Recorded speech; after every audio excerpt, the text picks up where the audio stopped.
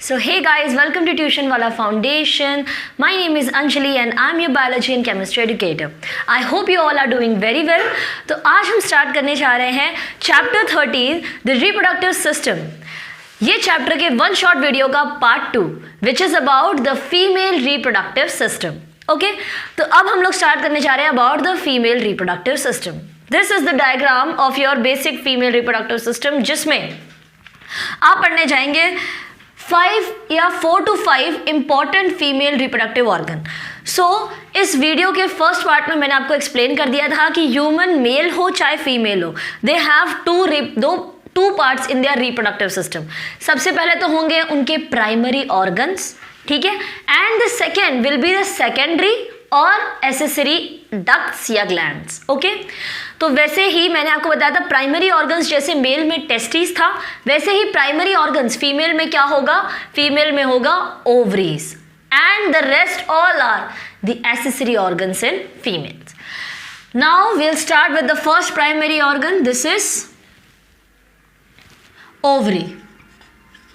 Okay, now as you can see ovary just like testes, ovary का भी roughly oval shape होता है, तो ovary is also roughly ovoid in shape, ovoid shape या फिर oval shape. Now ovaries are also present in pair, one on right side and one on the left side.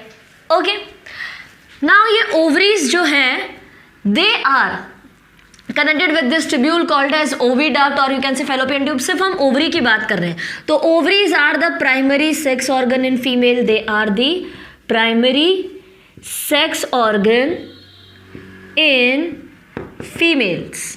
Okay, females में ये primary sex organ है and इन्हें primary sex organ क्यों कहा गया है? Why ovaries are termed as the primary sex organ in female? Because ovary produces, why they are called primary sex organ? Because they produces ova or you can also called it eggs. Is this thing clear? यहाँ पे आपको दिख रही है ये ovary है, ये इसके अंदर जो मैंने बनाया ये है ओवाज या फिर इवन लेबलिंग देम, मैं इनको लेबल भी कर देती हूँ, ओवा या फिर आपके एग्स. ठीक है, नाउ ये जो ओवरी ओवा या एग्स प्रोड्यूस कर रही है, this ovary produces ova and egg by the process. जैसे कि स्पर्म में हम लोग ने देखा कि testis produces sperm by the process of spermatogenesis, वैसे ही ओवास अगर प्रोड्यूस हो रहे हैं तो they are produced by process called as oogenesis. Is this thing cleared? Sperm का फॉर्मेशन स्पर्मेटोजेनेसिस, ओवा का formation by the process of oogenesis. Is this thing cleared? अब यहाँ पे we have produced our ovas. Okay? Now next thing, ये ovas जो हैं mails में जो स्पर्म प्रोड्यूस हो रहे थे ना, वो बहुत सारे ग्लैंड्स के थ्रू पास होने के बाद उनमें कोटिंग आ जाती थी. सेमिनल वेसिकल, प्रोस्टेट और कॉर्पस ग्लैंड, इन सब की सिक्रीशन से एक स्पर्म के ऊपर कोटिंग आ जाती थी. तो वैसे ही ओवा को भी एक कोटिंग की ज़रूरत होती है, बट यहाँ पे हमारे पास कोई ग्लैंड नहीं है, एसेसरी ग्लैंड्स नहीं है, तो आएगी कहाँ से कोटिंग? तो कोटिंग ओवा के पास टेस्टिस से ही आती है. टेस्टिस में ओवा जो है ये कोट होते हैं by, they are present in a sac. This ova are present inside a sac like structure which is called as follicle, इतनी थिंग्स क्लियर हुई है आपकी?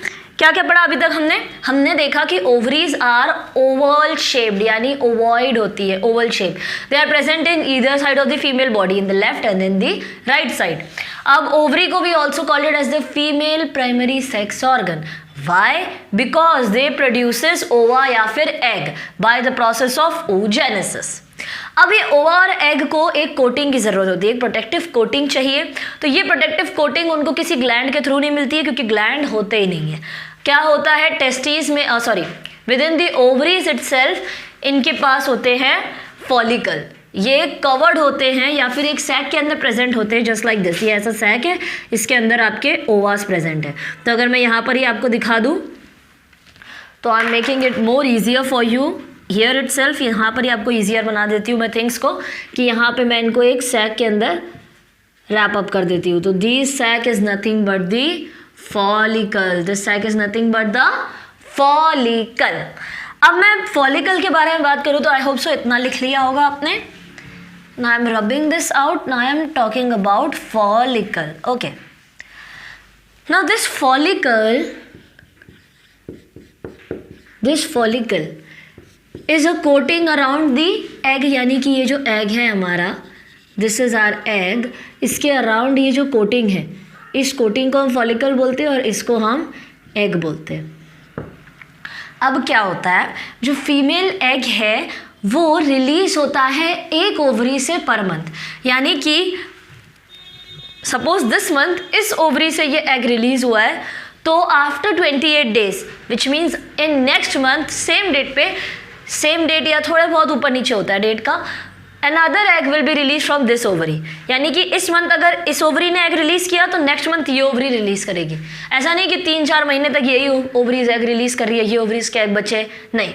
अल्टरनेट रिलीज ऑफ एग होते हैं. ठीक है, अब ये एग अगर रिलीज होते हैं ना, तो रिलीज होने के बाद इन एग्स को मैच्योर होने की ज़रूरत होती है. मतलब अगर ये एग को रिलीज होना तो सबसे पहले इनको क्या होना पड़ेगा, इनको होना पड़ेगा मैच्योर. मैच्योरेशन के पहले ये एग रिलीज नहीं हो सकते. तो ये ओवरी क्या कहती है कि इन तीनों में से कौन सा एग जाएगा, वो कैसे डिसाइड होगा, वो डिसाइड होगा इस क्राइटेरिया पे कि इन तीनों में से कौन सा एग सबसे ज़्यादा मैच्योर है. ठीक है, तो once the egg matures and it increase in size, maturation के बाद अगर एग इंक्रीज इन साइज होता है तो your follicle also increase in size. यानी कि अगर फॉलिकल के अंदर जो एग है वो साइज में इंक्रीज हो रहा है तो ऑब्वियस सी बात है कि आपका जो फॉलिकल है वो भी तो बढ़ेगा. अगर मैं बता रही हूँ एग का साइज इतना हो गया तो फॉलिकल का इतना ही रहेगा, नहीं, फॉलिकल का भी साइज इंक्रीज होगा, लाइक दिस. क्लियर? ओके. अब ये जो इंक्रीज्ड फॉलिकल है, ये इंक्रीज्ड फॉलिकल का लास्ट स्टेज को हम बोलते हैं ग्राफियन फॉलिकल. यानी कि ये जो फॉलिकल है एट लास्ट कितना बड़ा हो सकता है, इतना बड़ा कि ये एक ग्राफियन फॉलिकल बन जाए. Last stage of follicle is Graafian follicle. ठीक है, फॉलिकल होता है प्राइमरी स्टेज में, फिर सेकेंडरी, फिर टर्शरी, फिर लास्टली वो जितना बड़ा हो सकता है, मीन्स उसकी एक लिमिट होती है एक्सपैंड होने की, वो लिमिट है ग्राफियन फॉलिकल. अब ये फॉलिकल इंक्रीज इन साइज कैसे होता है, because it is filled with a fluid. ये एक फ्लूइड से फिल्ड होता जाता है एंड विद दिस ये एक ग्राफियन फॉलिकल में कन्वर्ट हो जाता है. तो फॉलिकल पहले क्या बनता है, फॉलिकल पहले बनता है प्राइमरी स्टेज में, फिर ये जाता है सेकेंडरी स्टेज में, फिर ये जाता है टर्शरी स्टेज में, और फिर फाइनली ये लास्ट स्टेज में पहुंच जाता है जिसके अपार्ट इसको फर्दर ग्रो नहीं किया जा सकता. ठीक है, और वो स्टेज कौन सा है, वो स्टेज है ग्राफियन फॉलिकल. अब क्या होता है, ग्राफियन फॉलिकल में अगर आपका फॉलिकल है तो उसका एग भी बहुत ज़्यादा बड़ा और मैच्योर हो गया होगा. अब इन तीनों में से सपोज ये एक एग है जिसका ग्राफियन फॉलिकल बन चुका है, तो ये एग हो गया मैच्योर. तो अब इस एग को इसके अंदर जाना है बट फॉलिकल को नहीं जाना है, तो क्या होता है, ये फॉलिकल हो जाता है रप्चर. दिस ग्राफियन फॉलिकल, मैं डायग्राम कहाँ बनाऊँ, तो ये ग्राफियन फॉलिकल जो है ये हो जाता है रप्चर. ठीक है, टूट जाता है. And this egg is further on released, egg release हो जाता है and this follicle, Graafian follicle ruptures, टूट जाता है तभी तो रिलीज होगा एग. रप्चर होने के बाद एग निकल गया, चलो ठीक है, एग को निकाल दिया, एग इज रिलीज्ड. नाउ ये रप्चर्ड जो ग्राफियन फॉलिकल है ये रिमेन रहता है एक मास में, और एक ये मास बनाता है जिसको हम बोलते हैं corpus luteum. Corpus luteum, let me check the spelling, LUTEUM. It is not LETU, it is luteum, TEUM. okay, luteum, corpus luteum. Now क्या हुआ अभी तक? अब तक ये हुआ कि हमारी ओवरीज ने ओवा बना लिया bye the process of oogenesis, ठीक है, एग बना लिया। अब वो एग को कोटिंग होती है जिसको हम कहते हैं फॉलिकल। एक एग के ऊपर कोटिंग होती है जिसको हम कहते हैं फॉलिकल। ये फॉलिकल प्राइमरी स्टेज में जाता है, सेकेंडरी स्टेज में जाता है, टर्शरी स्टेज में जाता है। बट ये कैसे जाता है कि अगर फॉलिकल के अंदर का एग मैच्योर हो रहा है तो वो साइज में इंक्रीज होगा। अगर वो साइज में इंक्रीज हो रहा है तो फॉलिकल भी साइज में इंक्रीज होगा, वो धीरे धीरे फ्लूइड लिक्विड से भरता जाएगा एंड वो जाएगा प्राइमरी स्टेज में, सेकेंडरी स्टेज में, टर्शरी स्टेज में एंड फाइनली वो अपने लास्ट स्टेज यानी ग्राफियन फॉलिकल के स्टेज में चला जाएगा। जब फॉलिकल ग्राफियन फॉलिकल के स्टेज में चला जाता है तो मतलब ये होता है कि उसके अंदर का जो एग है वो कंप्लीटली मैच्योर हो गया है। अब वो एग हो जाता है रिलीज। एग रिलीज हो गया तो egg will be carried towards further, हाँ फैलोपियन ट्यूब से वो फर्दर चला जाएगा। बट बचता क्या है? ये रप्चर्ड फॉलिकल। तो ये जो रप्चर्ड ग्राफियन फॉलिकल है ये फर्दर कन्वर्ट होता है एक मास में जिसको हम बोलते हैं कॉर्पस लूटियम, जिसको क्या बोलते हैं हम लोग? Corpus luteum. अब ये जो कॉर्पस लूटियम है ना, ये बेसिकली 2 हार्मोन सेक्रीट करते हैं। कितने हार्मोन सेक्रीट करते हैं? 2 हार्मोन्स को सेक्रीट करते हैं। वो 2 हार्मोन्स हैं estrogen, don't call it is O estrogen, O है वो साइलेंट होता है तो it is simply estrogen and progesterone, ठीक है, एस्ट्रोजन एंड प्रोजेस्टेरॉन्स, ONES। अब ये 2 हार्मोन्स का काम क्या है तो ये फर्दर अहेड इसी चैप्टर के अहेड जाके हम देखेंगे। तो फिलहाल इतना याद रखिए कि ये जो प्रोसेस होता है ये एंटायर ओवरी में होता है। ओके, एक क्विक रिकैप लेते हैं। ओवरी में हमने क्या देखा? हमने अब तक ओवरी में ये देखा कि जो ओवरी है ये ओवल शेप की होती है। कैसी होती है? ओवल शेप की, और ये लोकेटेड होती है इन the right and in the left side. Clear? Ovaries को प्राइमरी सेक्स ऑर्गन क्यों बोलते हैं? क्योंकि ओवरीज प्रोड्यूसेस ओवा या फिर फीमेल सेक्स सेल्स जिसको हम एग भी बोलते हैं। क्लियर? अब ये जो एग होता है ये एग ओवरी के अंदर फॉर्म होने के साथ इसके ऊपर एक कोटिंग भी डेवलप होती है। उस कोटिंग का नाम है फॉलिकल। अब जैसे जैसे आपका एग मैच्योर होता है वो साइज में भी इंक्रीज होता है and with this increase in size of the egg जो फॉलिकल ने उसको कवर किया है वो फॉलिकल का भी साइज इंक्रीज होगा। कैसे होगा? वो फ्लूइड से भरता जाएगा, फ्लूइड लिक्विड से भरता जाएगा। वो प्राइमरी स्टेज में भरेगा, सेकेंडरी स्टेज में, देन टर्शरी स्टेज में एंड लास्ट उसकी लिमिट आ जाती है ग्राफियन फॉलिकल स्टेज में। जैसे ही फॉलिकल ग्राफियन फॉलिकल वाले स्टेज में आ जाता है वो रप्चर हो जाता है। रप्चर यानी कि ब्रेक हो जाता है। क्यों? क्योंकि इस स्टेज में उसको पता चल जाता है कि मेरे अंदर जो एग है ना वो मैच्योर हो गया है, अब उसको रिलीज करने का टाइम आ गया। ठीक है, अब वो एग हो गया रिलीज। एग रिलीज होकर कहाँ जाएगा? फैलोपियन ट्यूब में। अभी जो रप्चर्ड फॉलिकल बच जाता है ना ओवरी में, यानी कि इसका एग जो हो गया रिलीज, सपोज मैंने कहा इन तीनों में से ये वाला जो फॉलिकल है, ये वाला फॉलिकल, ये हो गया रप्चर, ठीक है, ये हो गया रप्चर और इसका जो एग है वो यहाँ चला गया। अब यहाँ पे क्या होता है? ये जो रप्चर्ड फॉलिकल है ये एक येलोइश, कॉर्पस लूटियम कैसा है? येलो कलर का मास है, येलोइश मास। ये एक येलोइश मास बनाता है जिसको हम बोलते हैं corpus luteum and this corpus luteum is responsible for producing, जो यहाँ पे बच जाता है ना ये कॉर्पस लूटियम येलोइश मास बनाता है। अब ये क्या, इसकी ज़रूरत क्यों है? ये वेस्ट नहीं है, इसकी ज़रूरत है। इसकी ज़रूरत है estrogen and progesterone, 2 very important female hormones को प्रोड्यूस करने के लिए। Is this thing clear? Now इतना हम लोग ने देख लिया about the female ovaries. Now we'll be moving towards the fallopian tube or you can say the oviduct. Let me rub this out. This was all about your ovaries, the primary sex organs in female.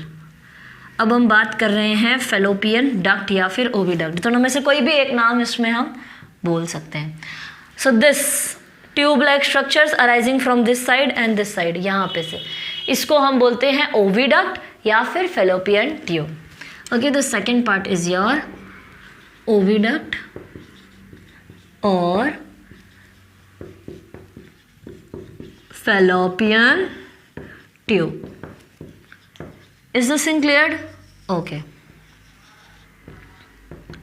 Now मैं अगर बात करूं आपकी oviduct और fallopian tube की, तो ये जो ट्यूब है ये क्या करती है बेसिकली, कुछ याद आ रहा है देख के मेल और फीमेल में से?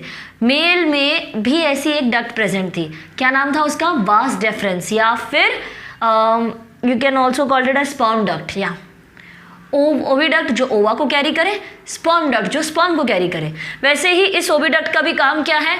इसका काम है यहाँ से ओवरी से स्पर्म को यूरिनरी ब्लैडर तक ले जाना। बट उससे पहले इसका स्ट्रक्चर देखेंगे तो they are present in pair. ये पेयर्ड होती है, एक इस साइड से निकल रही है, एक उस साइड से निकल रही है, ठीक है। इनका वन एंड, एक and is connected with the ovary, one and is connected with ovary. और जो एंड ओवरी से कनेक्टेड है, क्या देख रहे हो? ये वाला एंड और ये वाले एंड में फ़र्क क्या है? ये दोनों एंड में ये फ़र्क है, ये वाला एंड पतला है, नैरो है, ये वाला थोड़ा सा वाइडन है, स्वॉलन है। तो ये वाला जो एंड ओवरी से कनेक्टेड है वो बनाता है ओविडकल फनल, एक फनल लाइक स्ट्रक्चर को क्रिएट करता है। ये जो फनल लाइक स्ट्रक्चर दिख रहा है यहाँ पे, ये तो ओवरी के पास जो उसका पार्ट होता है, it forms an oviducal funnel. Clear with this thing? Yes, एक फनल लाइक स्ट्रक्चर बनाता है ओविडक्ट वाले रीजन से। अब ये जो ओविडकल फनल है ना, ये बेस से इसके पास ऐसे फिंगर लाइक प्रोजेक्शन दिख रहे हैं, ऐसे फिंगर जैसे, ये बेस से इसके पास ऐसे फिंगर जैसे प्रोजेक्शन है। तो ओविडकल फनल के बेस में there are finger like projection, there are finger like projection. और इन फिंगर लाइक प्रोजेक्शन को मैं क्या बोलती हूँ? I call them as fimbriae. What are they called as? Fimbriae. Fimbriae are nothing but cilia, small hair like structures, fimbriae और cilia. तो fingers जैसे स्ट्रक्चर को ओविडकल कैनल से जो फिंगर जैसे स्ट्रक्चर ओवरीज में अराइज हो रहे हैं उनको क्या बोलती हूँ? Oh fimbriae. They are called as fimbriae. Okay, they look like cilia somehow. So oviduct is a tube like structure, they are present in pair. उसका एक एंड जो ओवरी से कनेक्टेड है वो थोड़ा सा स्वॉलन है, ठीक है, फैला हुआ है, कैनल जैसा है, उसको हम बोलते हैं ओविडकल फनल। अब ये फनल लाइक स्ट्रक्चर जो है ये ओवरीज में जैसे ही एंटर करता है ना, तो ये फिंगर लाइक प्रोजेक्शन बनाता है। ये देख रहे हो फिंगर जैसे प्रोजेक्शन, इन फिंगर जैसे प्रोजेक्शन को हम कहते हैं फिम्ब्रे, जो सीलिया जैसा लुक देते हैं। अब इन फिम्ब्रे का काम क्या होता है? तो they performs, they basically fimbriae they pushes the egg। ये क्या करते हैं बेसिकली? फिम्ब्रे, यानी कि ये फिंगर लाइक पोजीशन का काम क्या होता है? तो दे pushes the egg from ovary towards the oviduct। ठीक है, ये क्या करते हैं फिंगर लाइक प्रोजेक्शन? ये ओवा को यानी कि एग को पुश करते हैं towards, from the ovary towards the oviduct, ovary से ओविडक्ट में इनको पुश करते हैं। Is this thing clear? तो अब तक हम लोग ने ओविडक्ट और फेलोपियन ट्यूब के बारे में क्या देखा कि ये जो है ये ट्यूब लाइक स्ट्रक्चर पैर में प्रेजेंट होते हैं। एक एंड जो है इनका जो ओवरी से कनेक्टेड होता है ये स्वॉलन होता है, फनल लाइक स्ट्रक्चर देता है जिसको हम बोलते हैं ओविडकल फनल। ये ओविडकल फनल में जो ये ओविडकल फनल का जो पार्ट है जो ओवरी में एंटर करता है ये फिंगर लाइक प्रोजेक्शन को अराइज करता है। और ये फिंगर लाइक प्रोजेक्शन का नाम क्या है? तो फिम्ब्रे, नाम से पता चलेगा, fimbriae finger like projection. Okay, तो ये फिंगर लाइक प्रोजेक्शन फिम्ब्रे का काम क्या है? ये एग को पुश करते हैं ओवरी से ओविडक्ट में। Is this thing clear?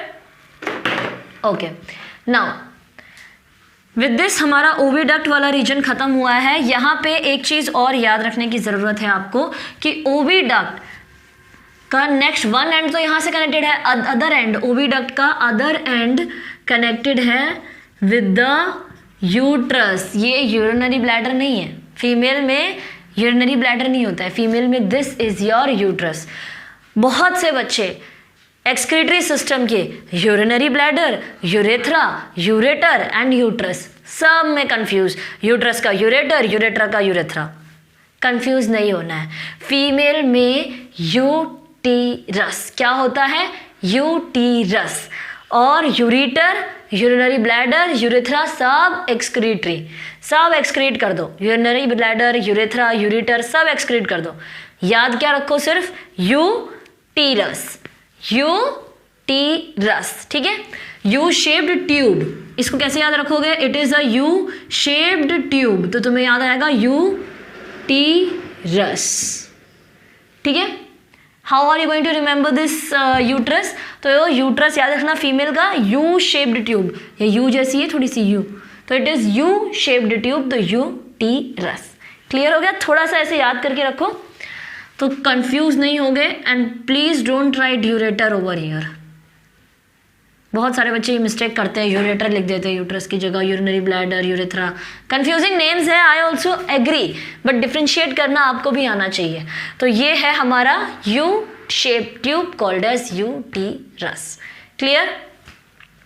Now other end किससे कनेक्टेड है? So other end of this uterus is connected, other end of this uterus is connected with, कहाँ से दिख रहा है आपको? Urinary, sorry, is connected with the uterus, other end is connected with the uterus. See, I also got confused. So इससे अच्छा ये है आपको confusion ना हो, 1 से 3 बार नहीं, 4 से 5 या 6 से 7 बार इसको पढ़ते ही रहिए। Uterus, uterus in female reproductive system, uterus in female reproductive system, तब जाके याद होगा, ठीक है। तो other and is connected with the uterus and this and is narrow and. ये कैसा है? नैरो एंड है। तो ओविडक्ट के अगर मैं फंक्शंस की बात करूं तो ओविडक्ट के बेसिकली सबसे 2 इंपॉर्टेंट फंक्शन होते हैं। पहला function very important, it carries the ओवा, इट कैरी एग और ओवा। And the second function, it actual जो फर्टिलाइजेशन होता है, यानी कि मेल और फीमेल स्पर्म का जो फर्टिलाइजेशन होता है और जिससे जाइगोट बनता है, वो एक्चुअल प्रोसेस कहाँ होता है? वो एक्चुअल प्रोसेस होता है हमारे फेलोपियन ट्यूब में। तो the process of fertilization, the fertilization occurs here, fertilization occurs here। कहाँ होता है fertilization? It occurs here, here means in the fallopian tube. Fertilization क्या होता है? तो fertilization is basically sperm when combines with the egg, they together forms the zygote, और ये zygote का ही फॉर्मेशन को हम फर्टिलाइजेशन कहते हैं, जो कहाँ पे होता है? It occurs inside the fallopian tube. Clear? So this was all about your fallopian tube. Fallopian tube is paired structure which arises from the ovary to the U-shaped tube uterus. Okay? अब इस fallopian tube का काम क्या है? Fallopian tube को oviduct भी बोल सकते हैं, ठीक है। इसका काम क्या है? तो इसका काम ये है कि ये सबसे पहली चीज़ एग को कैरी करता है, और दूसरी चीज़ फर्टिलाइजेशन जो होता है मेल और फीमेल के जो गैमेट्स है यानी एग और स्पर्म, वो यहीं पे मिलते हैं, यहीं पे मिलके वो जाइगोट बनाते हैं और जाइगोट ट्रैवल करता है यूट्रस तक। क्लियर? ओके। नाउ अब हम मूव करेंगे नेक्स्ट फीमेल रिप्रोडक्टिव ऑर्गन पे। Oviduct, we have finished with oviduct. Now next क्या आ रहा है हमारा? थर्ड वाला part, as if I have mentioned, uterus, very important. U shape tube, uterus. Now, uterus is a very important part of your female reproductive organ. Why it is important? Important क्यों है? क्योंकि भले ही सब चीज़ें हमारी fallopian tube में ovaries की मदद से हो रही हैं, बट एक्चुअल जो बेबी की ग्रोथ है, उसका इम्प्लांटेशन है, वो कहाँ होता है? वो होता है यूट्रस में। So uterus is a bag like structure. कैसा स्ट्रक्चर है? Bag like structure. It is muscular, ठीक है। यूट्रस कैसा होता है? मस्क्यूलर होता है। अच्छा, यहाँ पे तुम लोग को दिख रहा होगा ये हमारा यूट्रस है, ये एक बैग लाइक स्ट्रक्चर है, बैग जैसा है, क्योंकि इसको चीज़ें होल्ड करनी है, चीज़ें यानी कि एम्ब्रियो को होल्ड करना इसका काम है। अब यहाँ पे आप देख रहे होगे तो ये यूट्रस की आउटर, ये जो पार्ट है जहाँ पे मैं ऐसे डैश कर रही हूँ, this is your uterus muscular wall. ये आपके यूट्रस की मस्क्यूलर वॉल्स है, ठीक है। This is the muscular walls of your uterus, all the lined part is the muscular walls of your uterus. Clear. And उसके अपार्ट जो ये एक लाइनिंग आ रही है ना, लाइनिंग ये वाली, इसको हम लोग बोलते हैं यूट्रस लाइनिंग। क्या बोलते हैं? Uterus lining. और यही यूट्रस की वॉल्स को या लाइनिंग को, यूट्रस की इंटरनल लाइनिंग्स को हम बुलाते हैं endometrium. What to be called is endometrium. Clear. तो यूट्रस की इंटरनल लाइनिंग को क्या बुलाते हैं हम? Endometrium. Clear with this concept. Now अब जो ये यूट्रस है ये क्या करता है? It basically holds the baby for 9 months, holds the baby for 9 months, यानी 280 days के लिए ये बेबी को होल्ड रखता है uterus. Okay, apart from that uterus का अगर हम बात करें तो यहाँ पे 2 पोर्शन आपको दिख रहे हैं। ओके, अपर जो पोर्शन है यूट्रस का, यूट्रस के 2 पोर्शन है, अपर एंड लोअर पोर्शन। तो अगर मैं अपर पोर्शन की बात करूं तो ये डोम जैसा नहीं दिख रहा है आपको? कैसा दिख रहा है? डोम जैसा दिख रहा है अपर पोर्शन, ठीक है। एंड जो लोअर पोर्शन है it is narrow, lower portion थोड़ा नैरो हो रहा है, यानी यहाँ से वाइड है और यहाँ पे आते हैं तो थोड़ा सा नैरो हो रहा है। और ये नैरो पोर्शन कहाँ पे एंड होता है? It ends in cervix. कहाँ पे एंड होता है? It ends in the cervix. Clear with this thing.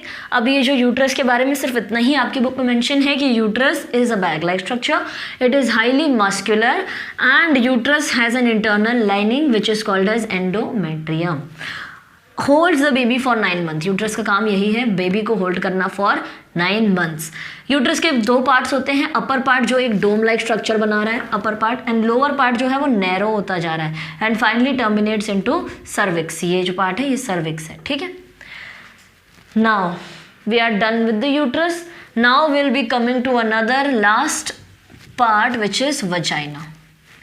The 4th organ which is vagina. 5th organ भी थे, 5th organ था vulva. Vulva is not mentioned in your diagram. Okay, तो vulva 5th part भी है। फिलहाल 4th part हम लोग देख रहे हैं, that is your vagina. तो वजाइना जैसे वहां पे urethra, in male it was urethra, common passage for urine and sperm ejaculation, वैसे ही vagina is a common passage not for urine, okay, common passage for entry of sperm. किसके लिए common passage है? Entry of sperm and delivery of delivery of baby. Clear. तो vagina is a common passage. See this part, this is your vagina. ये vagina जो है ये common passage है, यहीं से स्पर्म एंटर करेगा, स्पर्म कुछ ऐसे एंटर करेगा and it will goes into the oviduct and there exactly it fertilize with the egg. हाँ, और यहीं से वो जायगॉट बनेगा, यहाँ पे एम्ब्रियो बनेगा और यहीं से जो बेबी है वो फाइनली एक्सक्रीट होगा। तो वजाइना से ही स्पर्म एंटर करेगा और वजाइना से ही बेबी का डिलीवरी होगी, ठीक है। So it is a, in this sense it is a common passage for the entry of sperm and for the delivery of the baby. अब ये जो वजाइना है इसके बारे में अगर मैं बात करूँ तो it is the female copulatory organ, female copulatory part, okay.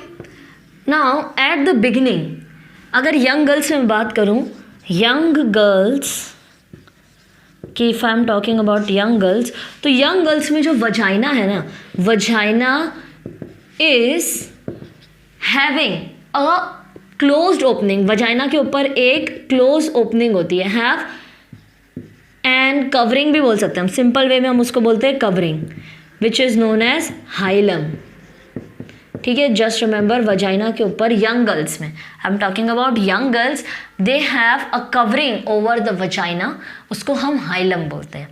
अब ये हाइलम जो है it is also called as virgin knot, it is also known as virgin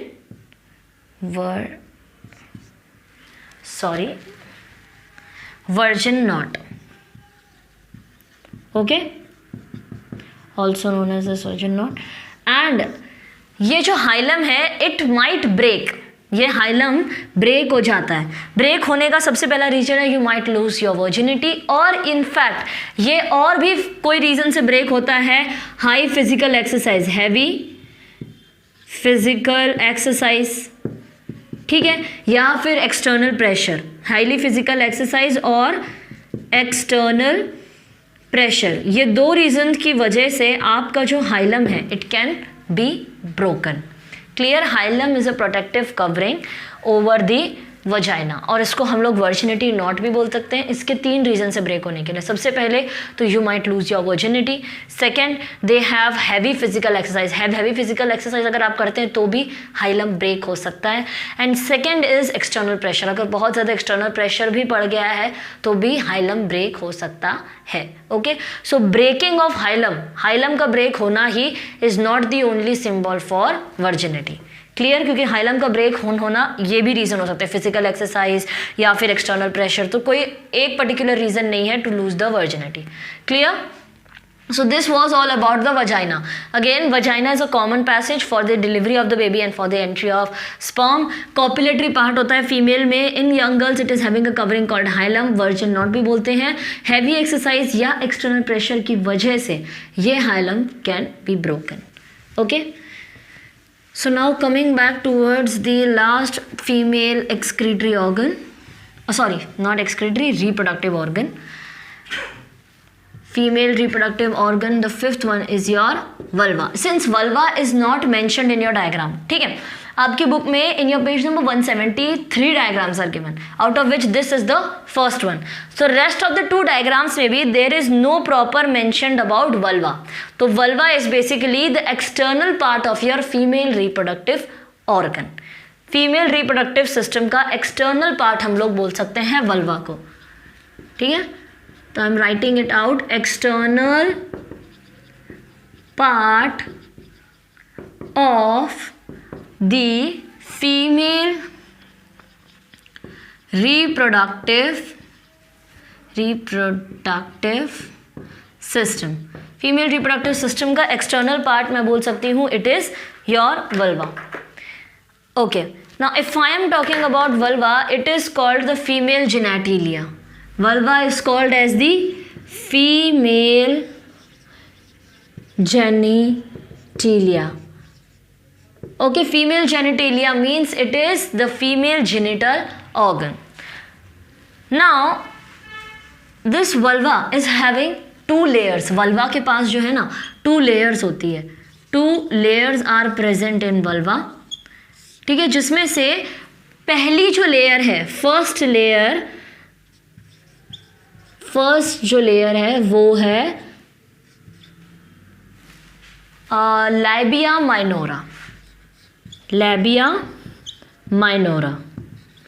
okay, जो पहली लेयर होती है छोटी सी उनको बोलते हैं लैबिया माइनोरा.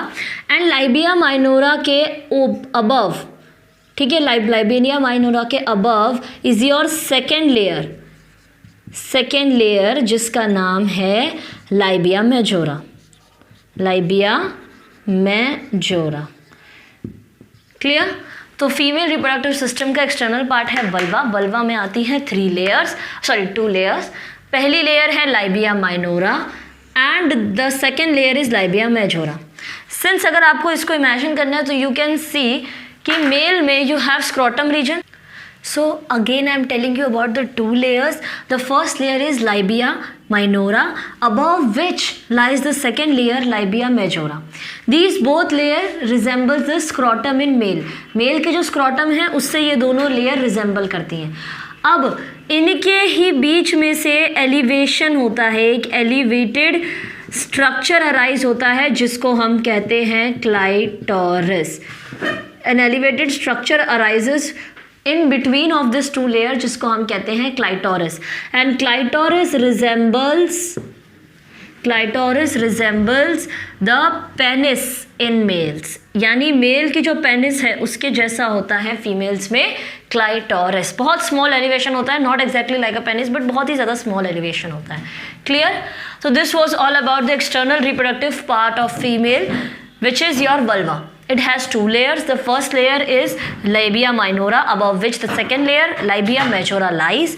और ये एक elevated structure को arise देता है जिसका नाम है clitoris, जो similar होता है penis in males. Okay? Now हम लोग ने external structures and about all the organs in female reproductive system देख लिए. Okay?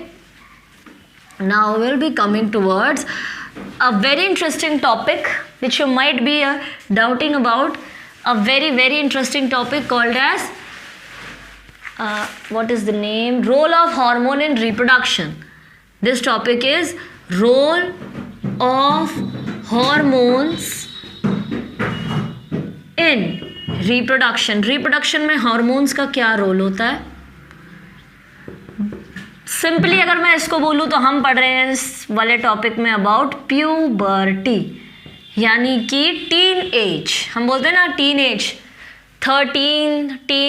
13 से लेके 19 तक जितनी भी एज होती है, जो भी एज आती है बीच में, that is your teen age. तो ये टीन एज होती है हमारी प्यूबर्टी एज. प्यूबर्टी यानी कि क्या, एडोलेसेंस भी बोलते हैं हम इसको कभी कभी. तो एडोलेसेंस और प्यूबर्टी, इसका मतलब ये होता है कि हमारे अंदर इस 13 to 19 एज के बीच वाले पीरियड में ऐसे चेंजेस आते हैं जो चेंजेस हमारी बॉडी को रिप्रोडक्शन के लिए प्रिपेयर करते हैं. Got it? प्यूबर्टी में हमारी बॉडी में ऐसे चेंजेस आते हैं जो हमें रिप्रोडक्शन के लिए फर्दर अहेड प्रिपेयर करते हैं. तो यहाँ पे हम बात करने वाले हैं मेल एंड फीमेल प्यूबर्टी के बारे में. तो सबसे पहले आई am talking about the female puberty. In females, the puberty starts at the age of 13 to 15, or you can say 10 to 14 years. Not exactly 13. Female में 10 to 14 years. 10 to 14 years की age में the female starts its puberty period. Clear? अब इस puberty period में क्या होता है, female के जो एग है ना वो रिलीज होना स्टार्ट होते हैं. After this topic will be studying about menstruation. Clear? तो हॉर्मोन्स के बाद हम मेंस्ट्रुएशन के बारे में पढ़ेंगे. तो मेंस्ट्रुएशन का मतलब क्या होता है, 1 मंथ में, हर महीने, ईच मंथ फीमेल ओवरी से एक एग रिलीज होते हैं. एट द बिगनिंग मैंने बताया था इस ओवरी से एक एग, इस ओवरी से एक एग.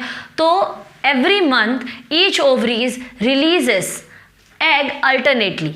ठीक है, अल्टरनेटली क्यों? क्योंकि ये ओवरी अगर इस मंथ रिलीज कर रही है तो नेक्स्ट मंथ ये करेगी, तो उसके नेक्स्ट मंथ ये करेगी, यानी alternate release of the eggs होंगे. ठीक है, अब यहाँ पे हर एक ओवरीज अल्टरनेटली एग्स को कर रही है रिलीज. एंड विद दिस हमारी जो प्यूबर्टी है वो स्टार्ट हो जाती है 10 to 14 ईयर्स की एज में.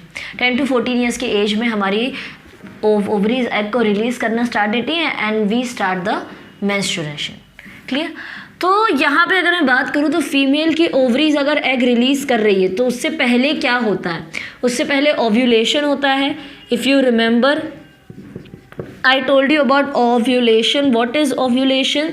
Ovulation is the process by which ovules, यानी कि corpus luteum, your corpus luteum, again I am mistaking with the spelling, corpus luteum form होता है. ठीक है, अब मैंने क्या कहा था, ओव्यूलेशन प्रोसेस में कॉर्पस लूटियम फॉर्म होता है, यानी कि ओव्यूल्स एग जो है वो रिलीज हो जाते हैं एंड ये जो फॉलिकल है ये डेवलप होता है ग्राफियन फॉलिकल में and which develops further ahead into corpus luteum. अब ये कॉर्पस लूटियम 2 हार्मोन सेक्रेट कर रहा था, याद है आप लोग को? ओ एस्ट्रोजन नहीं, सिर्फ एस्ट्रोजन, विच मीन्स कि जो ओ है वो साइलेंट है. Then progesterone. Okay, now what's the difference between and what is the function of these 2 hormones. अब यहाँ पे हम इन हार्मोन के फंक्शन देखेंगे. तो यहाँ पे जैसे ही फीमेल में 10 to 14 ईयर्स की एज आ जाती है वैसे ही फीमेल ओव्यूलेशन स्टार्ट करती है, विच मीन्स कि फीमेल की जो ओवरी है वो स्टार्ट करती है to release the egg alternately every month. यहाँ पे मैंने वही एग्जाम्पल लेते हैं कि मेरी ये ओवरी से इस महीने ये एग निकला जिसने ओवी जिसने एग को तो रिलीज कर दिया, बट जो फॉलिकल है वो वहीं रहा। फॉलिकल अपने एक्सट्रीम स्टेज पे चला गया, क्या बन गया? Graafian follicle. और यही ग्राफियन फॉलिकल रप्चर हो जाएगा तो क्या बनाएगा? ये बनाएगा एक येलो कलर का मास जिसको हम कहते हैं कॉर्पस लूटियम। ये कॉर्पस लूटियम दो हार्मोन सेक्रेट कर रहा था, estrogen and progesterone. Now if I am talking about estrogen, estrogen ऐसा हार्मोन है that brings about secondary sexual characters in females. Female के सेकेंडरी सेक्सुअल कैरेक्टर्स को ये अराइज करता है। ना if I am talking about the secondary sexual characters in females, तो सबसे पहला आता है आपके ब्रेस्ट साइज का ग्रो होना, breast grow, then your mammary glands grow, memory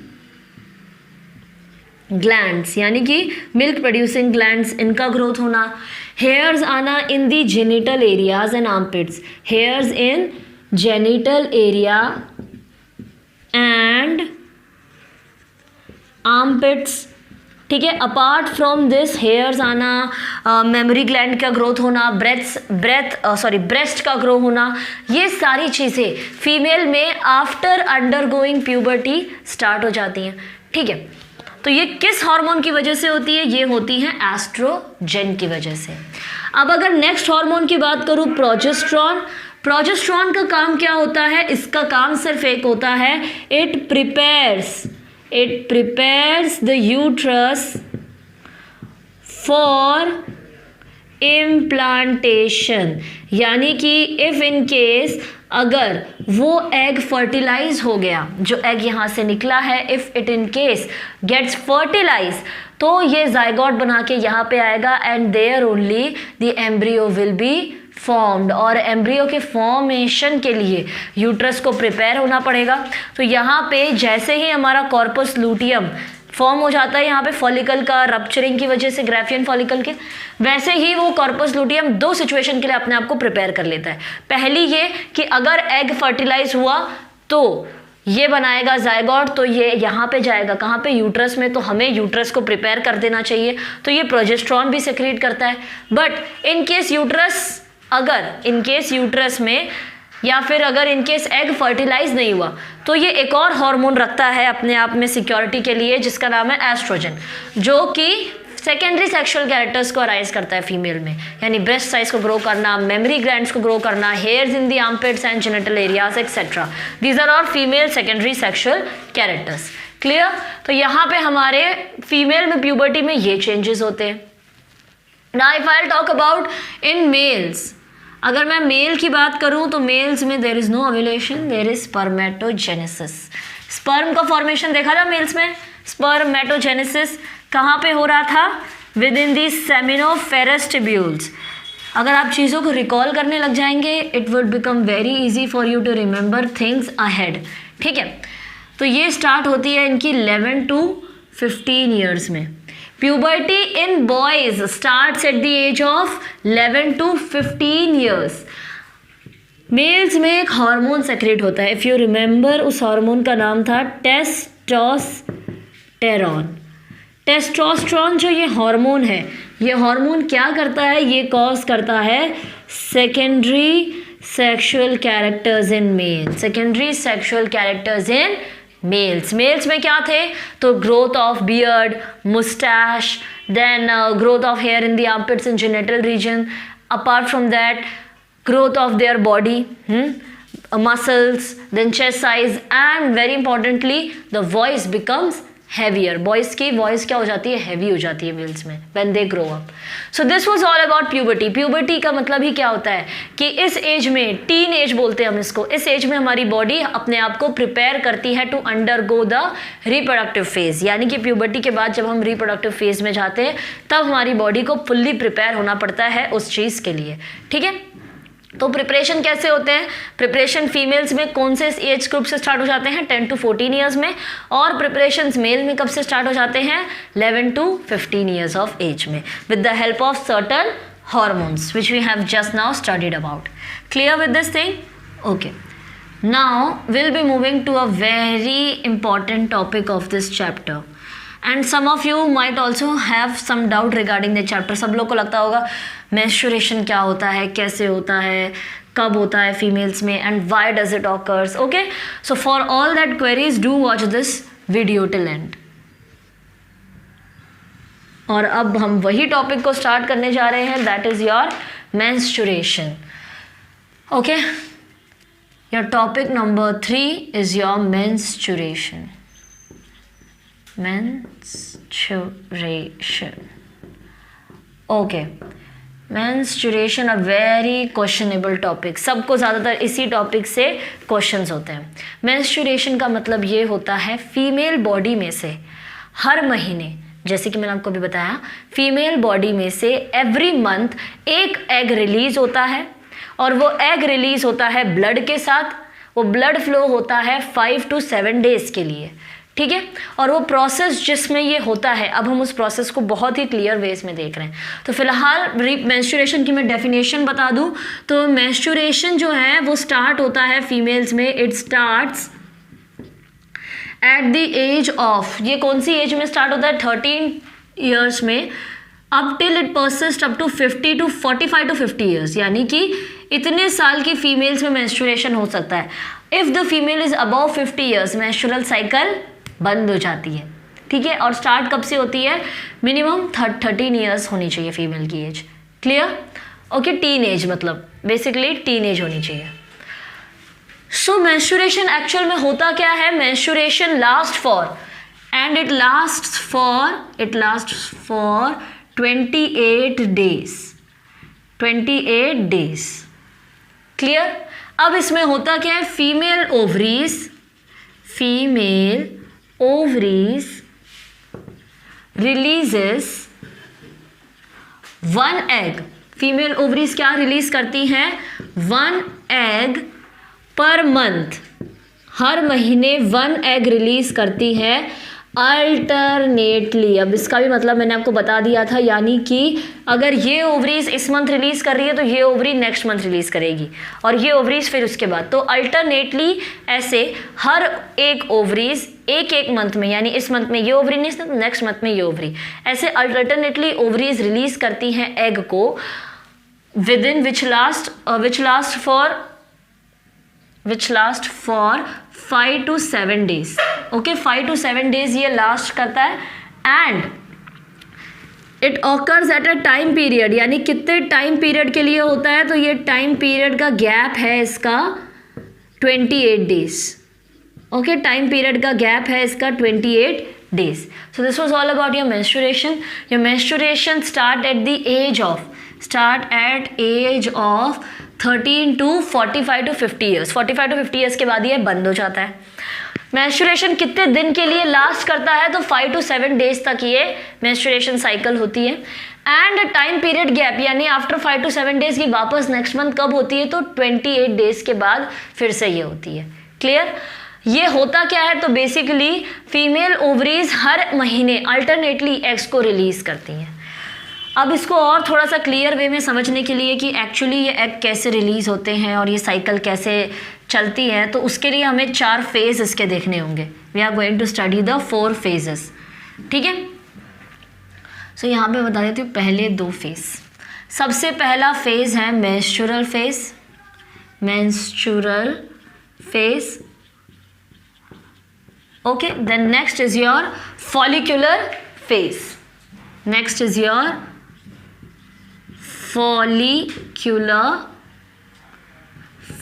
Menstrual phase and then comes as your follicular phase. Now, मैं अगर menstrual phase की बात करूँ तो menstrual phase लास्ट करता है, it lasts for, यानी कितने दिन तक चलता है ये? 3 to 5 days. 3 to 5 days heavy blood flow होता है. heavy blood flows. ठीक है. अब यहाँ पे हैवी ब्लड फ्लो में क्या इंक्लूड होता है? एग जो कि अनफर्टिलाइज्ड होता है, तो मैं यहाँ लिख दूँ अनफर्टिलाइज्ड. अनफर्टिलाइज्ड से मेरा मतलब है कि जो एग है ना उसको स्पर्म मिला ही नहीं. एग को स्पर्म मिला ही नहीं तो उसका फर्टिलाइजेशन हुआ ही नहीं.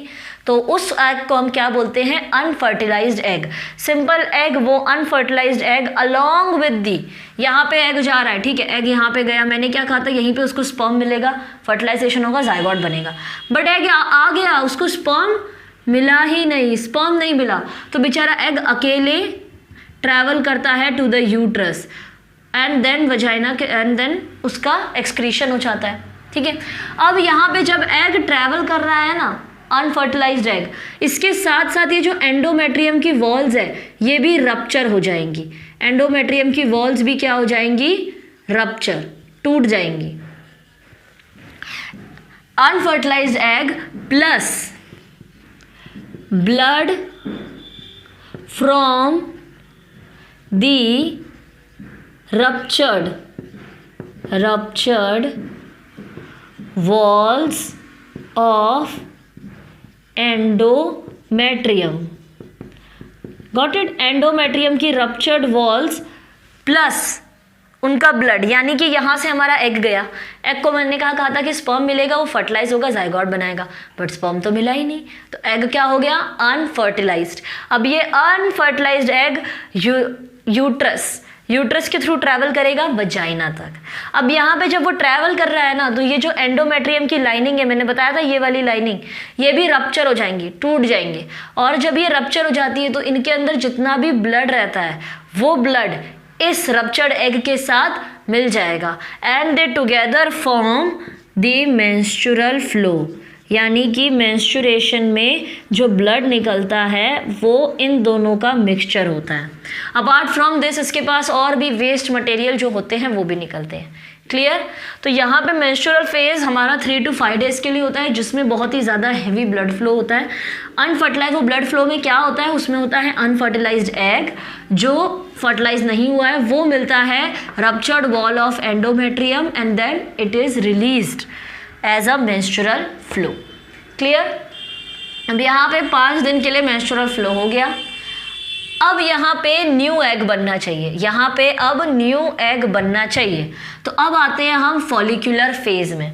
Follicular phase it lasts for 5 और 12 डेज, यानी 5th और 12th day, 5th to 12th day, ये 3rd to 5th डे, 3 मतलब पूरे महीने के तीसरे और 5वें दिन तक ये हैवी ब्लड फ्लो होता है। ठीक है, ब्लड फ्लो हो गया, यूट्रस की वॉल भी चली गई, ये वाला एग भी चला गया, ये वाला एग भी हमारा चला गया।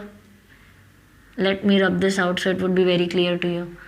ठीक है, यहाँ से ये यूट्रस की वॉल भी चली गई, inner wall of the uterus भी रप्चर हो गई, यहाँ पे दिखाना पड़ता है ना। Okay, inner wall of the uterus भी रप्चर्ड हो गई, सब हैवी ब्लड फ्लो के थ्रू चला गया। क्लियर? अब होता है फॉलिकुलर फेज, जो आता है 5th से 12th डे तक, 5 से 5th डे से लेके 12th डे तक ये फॉलिकुलर फेज होता है। इस फेज में होता क्या है, तो हमारा यहाँ पे एक और फॉलिकल, एक और एग बनाना है, तो ovaries forms new egg, ovary एक न्यू एग बनाती है। अगर न्यू एग बना रही है तो न्यू एग के साथ साथ एक न्यू फॉलिकल भी तो बनेगा, न्यू एग के साथ साथ न्यू फॉलिकल भी बनेगा, and along with this they also form new follicle, new follicle भी डेवलप होता है। ठीक है, अब जब हमारा न्यू फॉलिकल डेवलप हो रहा है तब फॉलिकल कन्वर्ट हो जाएगा, हमारा न्यू फॉलिकल जो डेवलप हो रहा है ये हमारे हॉर्मोन्स बनाएगा। कौन सा? एस्ट्रोजन, एस्ट्रोजन, ये हार्मोन ज़्यादा अमाउंट में रहेगा, इंक्रीज्ड अमाउंट में प्रेजेंट होगा, और यही एस्ट्रोजन इंक्रीज्ड अमाउंट में leads to the formation of endometrium linings, यानी कि वापस से एंडोमेट्रियम की लाइनिंग्स आ जाएंगी, इनका ये फॉलिकल वापस से तैयार हो गया। क्लियर? ये जैसे वो एग रिलीज हुआ, यहाँ पे ये एग वापस से तैयार हो गया। Is this thing clear? इतना क्लियर हुआ? And estrogen increases, it forms the lining of endometrium, endometrium. Clear with this concept? Now इतना 2 स्टेजेस क्लियर हुए। अगेन ये 2 स्टेजेस का मैं एक बार रिवीजन करा दूँ तो पहला स्टेज है हमारा menstrual phase and second phase is your follicular phase. Menstrual phase में क्या होता है, ये लास्ट करता है 3rd से 5th डे तक। इस फेज में हैवी ब्लड फ्लो होता है बिकॉज ऑफ विच जो अनफर्टिलाइज्ड, और वो हैवी ब्लड फ्लो किसकी वजह से होता है, unfertilised egg plus the blood from the ruptured wall of endometrium, and endometrium की जो रप्चर्ड वॉल है उसका ब्लड और हमारा अनफर्टिलाइज्ड एग, ये दोनों मिलके मेंस्ट्रुएशन का फ्लो यानी मेंस्ट्रुएशन वाला ब्लड बनाते हैं। क्लियर। अब जैसे ही 5th डे में ब्लड फ्लो स्टॉप हो गया, सब कुछ मिट गया था। अब जैसे ही फॉलिकुलर फेज आया 5th से 12th डे में, हमारी ओवरीज बोलती चलो एक एग गया, अब दूसरा एग बनाएंगे। अब जब वो न्यू एग फॉर्म करते हैं तो न्यू एग के साथ साथ फॉलिकल भी तो फॉर्म होगा, एग फॉर्म हो रहा है तो उसकी कवरिंग भी साथ में ही फॉर्म होगी। अब कवरिंग भी फॉर्म हो गई, जैसे ही फॉलिकल फॉर्म होता है ना, एस्ट्रोजन का अमाउंट इंक्रीज हो जाता है, और यही एस्ट्रोजन का अमाउंट इंक्रीज होने से एंडोमेट्रियम की जो लाइनिंग है वो फिर से बन जाती है। क्लियर। नाउ अब हम आते हैं नेक्स्ट फेज पे, 3rd फेज।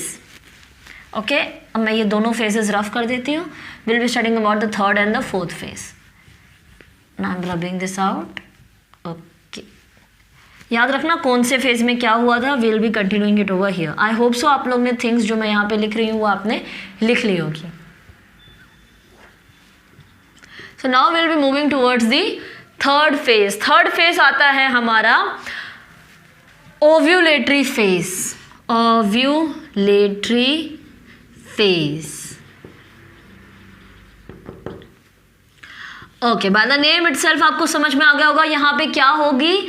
यहाँ पे होगी जो प्रोसेस होता है वो है ovulation.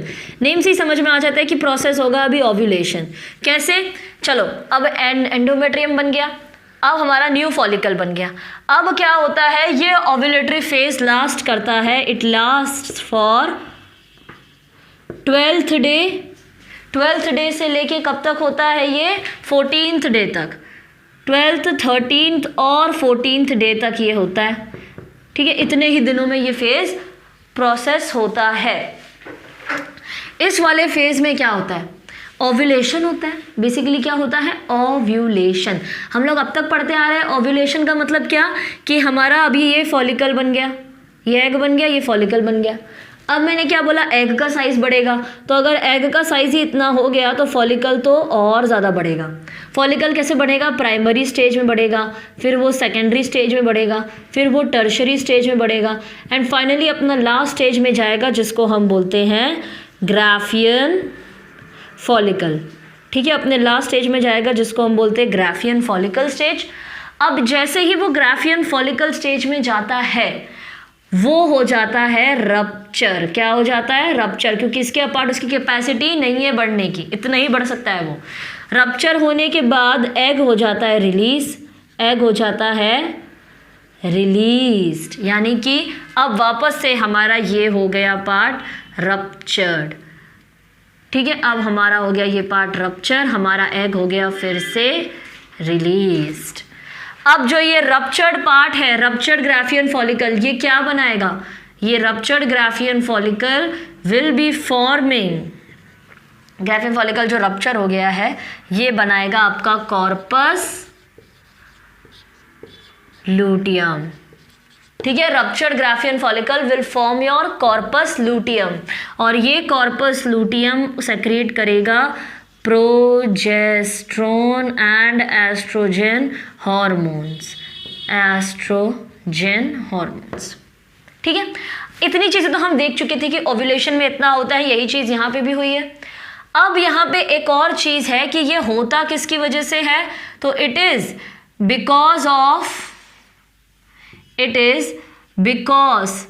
Of follicle stimulating hormone and luteinising hormones.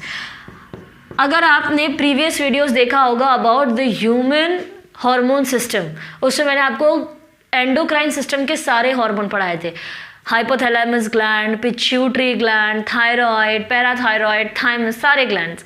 तो उन्हीं में से जो हमारा पिट्यूटरी ग्लैंड जो ब्रेन में लोकेटेड होता है, पिट्यूटरी ग्लैंड से ये 2 हार्मोन सेक्रेट होते हैं जो इन प्रोसेस को होने में मदद करते हैं। अभी जो फॉलिकल स्टिमुलेटिंग हार्मोन है ये कहाँ एक्ट करेगा, ये एक्ट करेगा यहाँ पे।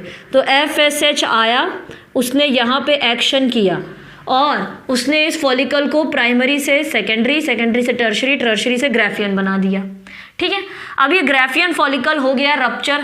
रप्चर होने के बाद इस पे ल्यूटिनाइजिंग हार्मोन ने एक्शन किया, बोला ग्राफियन फॉलिकल को अब आपको ग्राफियन फॉलिकल नहीं रहना है, अब आपको कॉर्पस लूटियम में कन्वर्ट होना है।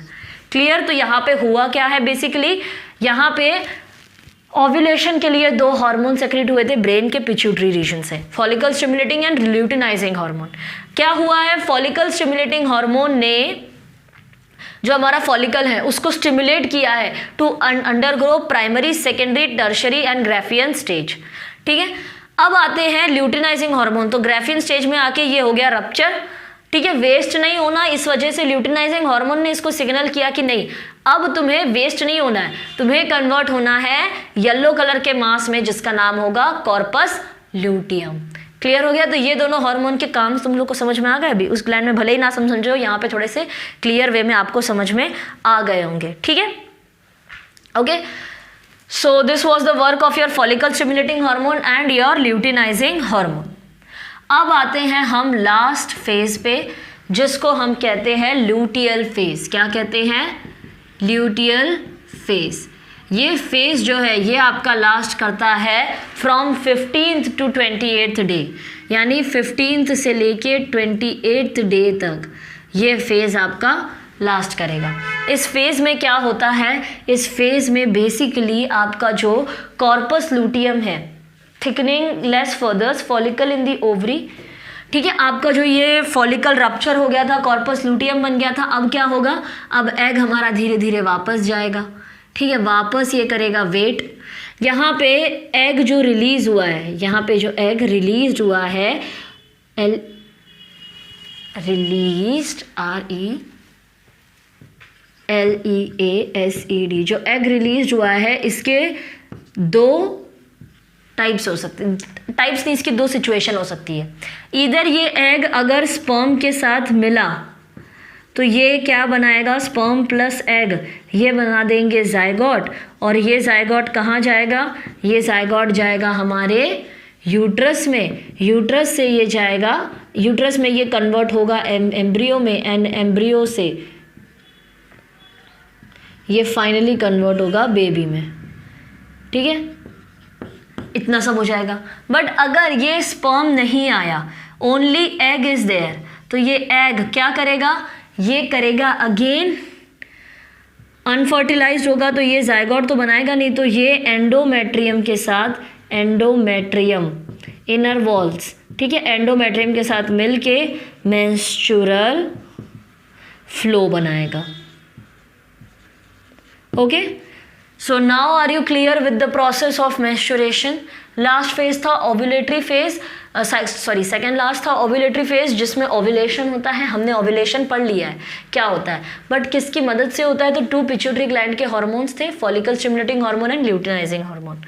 ये कितने दिन के लिए होता है ओव्यूलेटरी फेज, तो 2 से 3 दिन के लिए, यानी 12th, 13th and 14th day, इन 3 दिन में ये प्रोसेस होता है ओव्यूलेटरी फेज। पिट्यूटरी ग्लैंड से FSH निकलता है जो फॉलिकल को बोलता है कि अभी तुम्हें प्राइमरी, सेकेंडरी, टर्शियरी स्टेज में जाकर ग्राफियन फॉलिकल बनाना है। जैसे ही ग्राफियन फॉलिकल बन जाता है तो हमारा जो एग है वो हो जाता है रिलीज। हाँ, तो अब ये फॉलिकल जो है ये रप्चर हो गया है, रप्चर हो गया मतलब ब्रेक हो गया। अब ये ब्रेक हो गया तो ये वेस्ट कहला सकता था, बट कॉर्पस लूटियम ने बोला नहीं, तुम वेस्ट नहीं बनोगे, तुम्हें कॉर्पस लूटियम, ल्यूटिनाइजिंग हार्मोन ने कहा तुम्हें वेस्ट नहीं बनना है, तुम्हें कॉर्पस लूटियम में अपने आप को कन्वर्ट करना है और प्रोजेस्टेरोन एंड एस्ट्रोजन जैसे इंपॉर्टेंट हार्मोन्स को भी सेक्रेट करना है। अब आते हैं हम लास्ट ल्यूटियल फेज पे जो 15th to 28th डेज में होता है। इसमें एग रिलीज जो होता है ना उसके 2 चांसेस होते हैं। अगर एग के साथ स्पर्म मिल गया तो ये जायगोट बना के यूट्रस में एम्ब्रियो को स्टोर करके फिर देन बेबी रिलीज कर देंगे, सिंपल प्रेगनेंसी वाला पूरा प्रोसेस। बट अगर एग रिलीज हुआ है जो उसको कोई स्पर्म नहीं मिला तो वो एंडोमेट्रियम के साथ मिलके मेंस्ट्रुअल फ्लो बना देगा। Clear? So this was all about your menstruation. I hope so इतना मेंस्ट्रुएशन के बारे में आप लोग को क्लियर हो गया होगा। नाउ मेंस्ट्रुएशन हो गया हमारा। अब हम आते हैं फीमेल रिप्रोडक्टिव सिस्टम ही हम लोग देख रहे हैं, female reproductive system. Okay, menstruation was the third topic and now we are coming to another very important topic. ठीक है, मेंस्ट्रुएशन के साइमल्टेनियसली एक बहुत ही ज़्यादा इंपॉर्टेंट टॉपिक होता है फर्टिलाइजेशन। हमने अभी अभी देखा कि अगर एग को स्पर्म मिल गया तो फर्टिलाइज करके जाइगोट बनाएंगे, पर ये डेप्थ में कैसे होता है फर्टिलाइजेशन वो हम देखेंगे। तो topic number 4 is your fertilization. Clear? Now, fertilization पढ़ने से पहले हमें ये देखना होगा कि ओवा और स्पर्म एक्चुअल में उनका स्ट्रक्चर कैसा होता है। तो यहाँ पे मैं बना देती हूँ सबसे पहले आपके ओवा और स्पर्म का स्ट्रक्चर। तो यहाँ पे I will be drawing the human sperm structure and यहाँ पे I will be drawing the human ओवा यानी कि एग सेल। क्लियर? अब स्पर्म का स्ट्रक्चर कैसा होगा? तो sperm basically head like this, head होता है, उसमें स्मॉल नेक रीजन होता है, फिर मिडिल पार्ट होता है and then it terminates into a tail. तो लाइक दिस आपका ह्यूमन स्पर्म होता है। ठीक है, इस स्पर्म में if I am drawing the enlarged view, थोड़ा सा बड़ा बना देती हूँ सो दैट विजिबिलिटी क्लियर होगी। Like this it has a head, sperm का हेड होता है लाइक दिस, उसका थोड़ा सा नेक रीजन होता है, इलोंगेटेड एक स्ट्रक्चर होता है, then it finally terminates into a tail like structure. ठीक है, तो ये हो गया बेसिकली आपका ह्यूमन मेल स्पर्म। अब ये स्पर्म में you at here in this position and here एंड यहाँ पे होते हैं हमारे very important organ called as mitochondria. तो अगर आप स्ट्रक्चर देखिए ह्यूमन स्पर्म का, तो ये हो गया आपका हेड रीजन, देखने से ही पता चल रहा है, ये हो गया हेड रीजन, ये हो गया आपका मिडल पार्ट और you can also call it the body region and ये हो गई आपकी टेल। क्लियर? ये हो गया head, middle part and tail of your human sperm. क्या पढ़ रहे हैं हम अभी देख रहे हैं ह्यूमन स्पर्म का diagram. Before studying the fertilization हमें पता होना चाहिए कि स्पर्म और ओवा दिखता कैसे है, then will clearly be able to identify कि इनका जो फर्टिलाइजेशन हो रहा है वो कैसे हो रहा है, किस पॉइंट पे एग्जैक्टली फर्टिलाइजेशन हो रहा है। Okay, so this is the head of the sperm, this is the middle part of the sperm and this is the tail of the sperm. अब यहाँ पे मिडिल पार्ट में जो कॉइल्ड स्ट्रक्चर दिख रहा है, it is nothing but the mitochondria and head वाले reason में दिस सर्कल स्ट्रक्चर, ये वाला जो सर्कल स्ट्रक्चर है जिसको मैं डार्कली कलर कर देती हूँ तो it would be easier for you to identify, इसको हम बोलते हैं nucleus of the sperm. Okay, अब मैं इनके बारे में बताऊंगी कि इनका यूजेस क्या है, फिलहाल याद रख लो, ओवा नहीं, मैं इनके स्ट्रक्चर की इंपॉर्टेंस बताऊंगी यहाँ पे। This is the nucleus of the sperm and this aggregate, ये ऐसा जो स्ट्रक्चर दिख रहा है डिस्क शेप ऐसा, ये वाला स्ट्रक्चर, ये है आपका एक्रोजोम।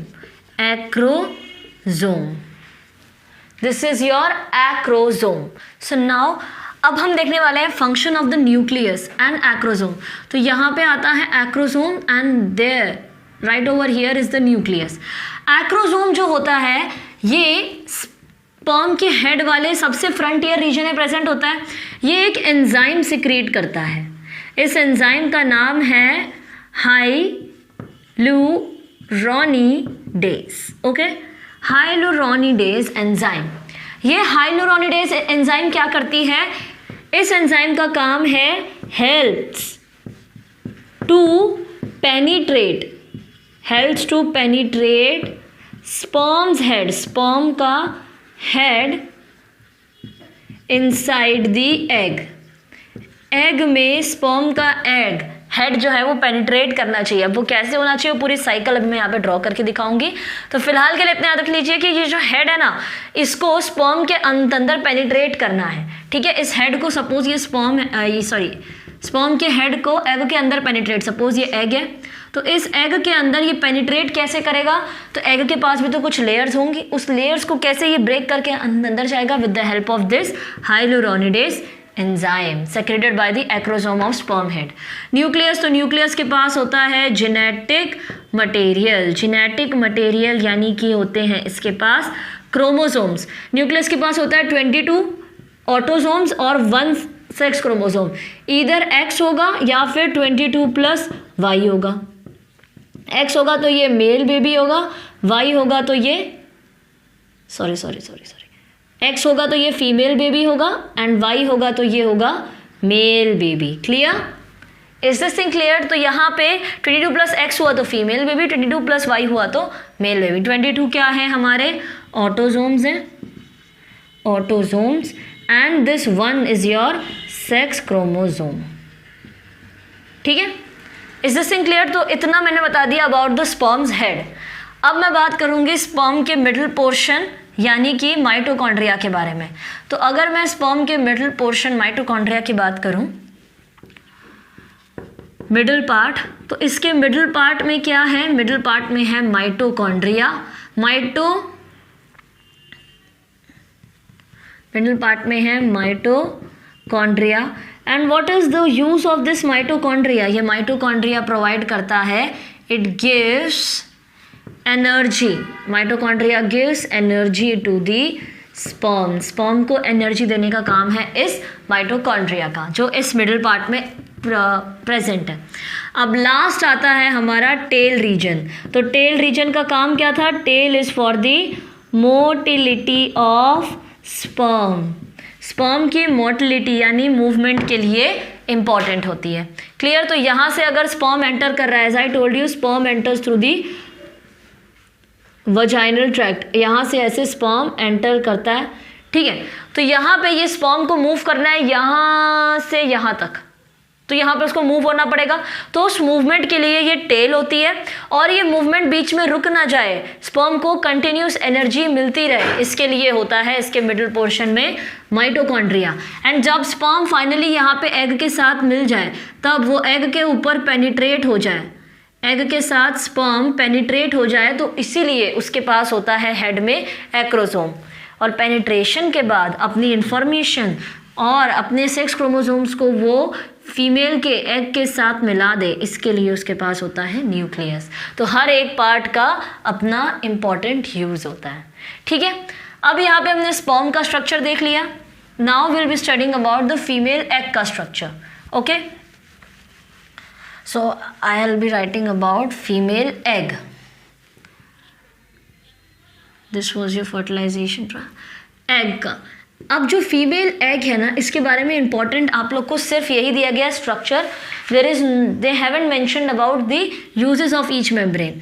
तो यहाँ पे ये हमारा एग है, ये उसका न्यूक्लियस है। ये जो है इसके पास बहुत सारी लेयर्स होती हैं। आउटर वाली जो लेयर होती है वो कुछ ऐसी होती है। ओके, डॉट डॉट स्ट्रक्चर होता है, I am writing like this. इस लेयर का नाम है कोरोना रेडिएटा। ठीक है, आउटर लेयर है कोरोना रेडिएटा, इनर लेयर है जोना पेलुसिडा, जोना पेलुसिडा, और ये है हमारी पेरीविटिलिन